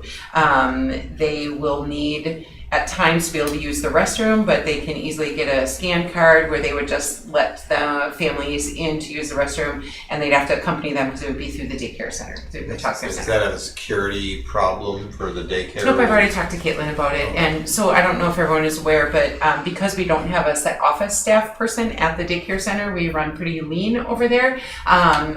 She is the check-in, check-out person and is sometimes subbing in classrooms. We actually issued each family a fob or a key card to be able to get in. So and they're turned off whenever it's not pick up or drop off time. So when you enroll your child, you get a key card. And when it's time to pick up your child, you can stop by the office, the child care center office. If there's no one there, you scan yourself in and you go to your place. So the office space for Family Promise would use that same process to get in, and we can turn those cards off at any point in time. The second one is a really unique situation. I don't know how many of you are familiar with Dave Woody Meyer, a very, very, very long time teacher. Recently passed away, was also a graduate of Black River Falls. He coached track and cross country for probably more years than I've been alive. That might be an exaggeration. I've gotten older. I shouldn't use that line anymore. But he is interested, his family is interested in naming the home track meet that we do. So we know that it is the Hoffman track in the Tiger Stadium, Warren Rosine Field, Hoffman track. They are interested in naming that home track meet after him. The family is making a financial donation of $5,000 and committed to purchasing the awards annually for that track meet, which run right around $600. And so I thought that that would be a very appropriate memorial to name that event after him. And I'm going to give Andy that permission unless some of you have some significant concerns about that. I said that it needs to also have the Black River Falls name in it, so it would be like the Dave Woody Meyer track and field meet at Black River Falls. Just something that people also know where it is. So that t-shirt just got a lot bigger, I guess.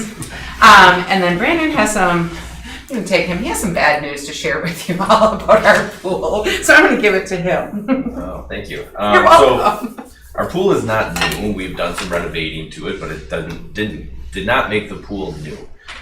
So recently, within the last 2 to 3 weeks, we discovered a leak that is leaking more than we anticipated. We knew that it was losing some gallons per day, but the local municipality, city water sewer guys said it was kind of within the region of error and was not a huge concern because all pools leak at least a little bit. But in the last 2 to 3 weeks, it has gotten significantly worse, losing about 2,500 gallons per day. So we need to do something about it. Think of our utility costs. And so I showed you the utility cost. That's primarily at the middle school. And it's the list of the buildings. It has a pool, it has the theater, all of the things kind of working against it. But we sit down with Data Wrangler, which I name dropped earlier, once a month and look at the baseline of 2024 versus 25 versus 26 to see where the energy spikes are. And every month when we look at it, the middle school is the one that is sucking the energy. So we believe that it likely has something to do with the pool. Although it is water that comes in and out, it takes electricity to pump it in, it takes electricity to warm it up to temperature, all of those things. We are looking at some working with Sally from WPPI, who is helping us write a grant to help cover some of those costs. We reached out to a company that does an inspection to try and find that leak, and the soonest they could get in was July. So they're going to start with that in July, and then see how soon they can get in to repair it as well. Is this gonna affect the swim lessons that are about to It start? certainly could, certainly could. So this year, swimming lessons are only in June, and so they're not coming until July. So we'll be leaking energy and water at the time, but swimming lessons should go on as normal. Silly question, where does it leak to? Like, is there a threat of it damaging the building? Also a good question. We're not exactly sure. If the leak detection guys could get here and let us know where it's going, we'd appreciate it. So we don't know if this is out of the piping or out of the actual shell of the pool or something? Correct. Yeah. The kids are drinking it. Not that much. And so I don't know if you remember, we've had some significant challenges with our pool. It's been down quite a bit. Remember, it's about 30 years old, and so the life of a pool, I would say we're stretching that right now. So this is a relatively new challenge.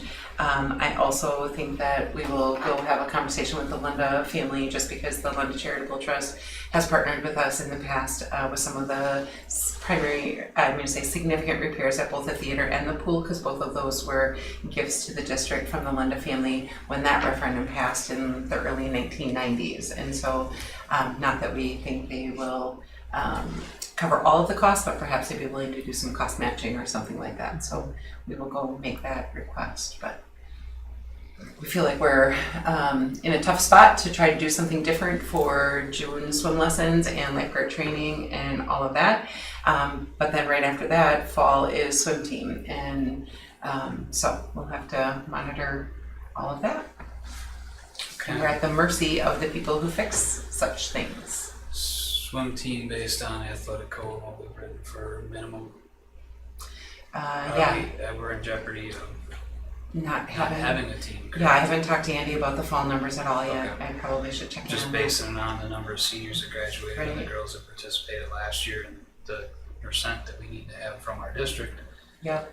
She's an uphill battle right now. Yeah, it sure is. So, Sure is. so it might not be As time pressing but then there. it would become more of a community thing with the. The youth group will still want to use it, yeah. Yep. June board meeting, usually Andy Asgard, our activities director, comes and he goes over participation numbers for all of our sports and activities for the year. So he will be here at that meeting. We can talk through fall sports numbers. Could we have at that meeting some sort of report on the pool usage currently, or how many people are using it at what given times? Like how many people will be impacted if we have to shut the thing down for Sure. 3 weeks or Sure. 3 months, or just sort of.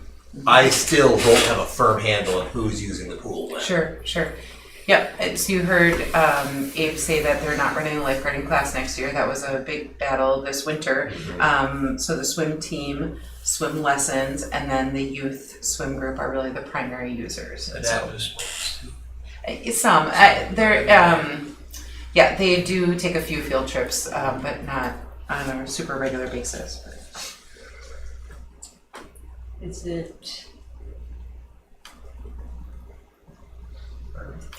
having a pool? I mean, a pool is kind of like a boat in that is the best. There's water involved. The best type of one to have is one you don't own. And pools are notorious money pits. I know that losing a pool is a huge deal, but it's just sort of a thought on with, I don't know, the money we don't have, if some of our resources potentially could be funneled somewhere else, potentially. I mean, it would be a huge loss, but maybe see what that would potentially look like. 5 years ago, I would have said it has been just regular maintenance, but it's like a car that hits a certain mileage and then suddenly everything starts going wrong, and that's where we're at with our pool. I will say really quickly, for what it's worth, and this is not worth much, when our pool was broken over and over again, and we were using the pool up in Alma Center, they got a big glass window, and everybody would be coming in for all the basketball meets and all the events. And while I was sitting there for interminably long amounts of time watching my daughter swim, I kept hearing over and over people like, "This school has a pool! Oh my God, there's a pool here!" Like the students from other school districts were freaking out that Alma Center had a pool. So A lot of other school systems do not have a pool, but B, it is a feather in the cap of the school district. It was a very generous gift when it was given. We had to, so to your point, there used to be a hot tub, and that was sacrificed a few years ago. The trend seems to be places rather than repairing their pool, getting rid of their pool. The hospital where I did my residency, the college in my hometown, it's just like, they're very expensive and just money unfortunately does not grow on trees.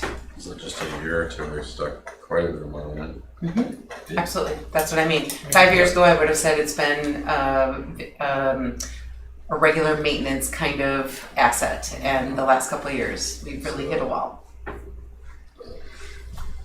That pool, the cost, the last one was through a capital referendum, correct? Not referendum, so the board, the board always has the authority to borrow up to $1 million without referendum. And so the board did a loan for $1 million for the pool project. And that had nothing to do with the leak. That had everything to do with the filtering system and pumps and all of that. Yep. Which is very impressive. If the water would stay in it and be able, the pool really has one job. If It's hold the water. If that's where it's leaking from, would that still be covered under the installation warranty? I can't even speak to that. Although I feel like if that was leaking 2,000 gallons a day, we would sitting see it. Yeah, exactly. Because that part is visible when you walk in the room. I feel like that's not where all the gallons are going. Like soaking in the ground. Sinkhole, Yeah. giant. It's quite sandy over there. Anything else? That is all the good news we brought you this evening. Just dig it out and have a beach. Thank you. Any WASB/other reports or updates or attendance or workshops or conferences? I was gone all April, so I don't have anything this time. I poured for Taste Fest. Does that count? Thanks for doing that. There were lots of people. There were lots of people. Any future agenda items? I have a few. Pool usage, language, or the $1 million referendum prioritization. And I have the word daycare written down, but I think Brandon got to it at the end, so. That's what I have so far. Anything else? I was going to check the cost of vape detectors. There was we talked about You could make money on the show. the cost differential between our own lawyer and outsourcing expulsion. Oh, that's right. That's right. I thought so. That conversation definitely was had, and then I thought I heard a solid. You guys want to be a part of the expulsions. If that was my misunderstanding. But we still would like to know if it's a significant cost. Sorry about that. I will See do if that. that was fiscally. Yeah. Okay. I mean, if it saves us half a bus, that changes things, right? Okay. I apologize. I misunderstood that. Expulsions. What? Depends on how many. Yeah, that's a big part of it too. But kind of a definite question mark. Yeah. There's one a year or 20, you know. Just get all these like amazing retirement ideas. Professional expulsion hearing person. The June board meeting is when you see all of the handbooks, and so I would just tell you that I've asked each of the buildings to do the track changes so that you can just see what is different from last year. But if you have not reviewed them, they're all on our website. So if you want to see the handbooks in their totality, you will get each of the buildings and the athletic and co-curricular handbook next month. I know we usually go through all the repairs and things that happen over the summer. Yeah. We can. Yeah. Would it be possible to just get a quick list that we can see before the summer starts of what we're trying to tackle? Absolutely. In the next 90 days? Yep. He's then we excited don't- because summer is longer this year because we're Yeah. getting out earlier and not doing those jumpstart days. He's like, I feel like I got 3 extra weeks of work. I think just a document from him saying, like, hey, this is what we're trying to get done. Got it. And then no more than that. Okay. Great.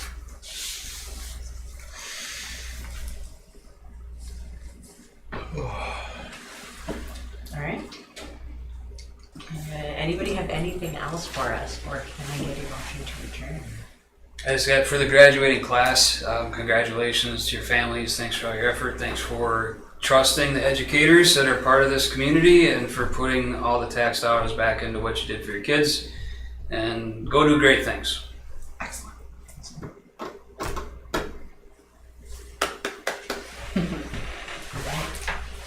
And a motion to Do adjourn. we all want to just sit? Yeah, and here a motion tonight? to, I motion to adjourn. Awesome. Can I get a second? I will second. Okay. All in favor of adjourning, please signify by saying aye. Aye. Opposed? Alright. Yeah. No.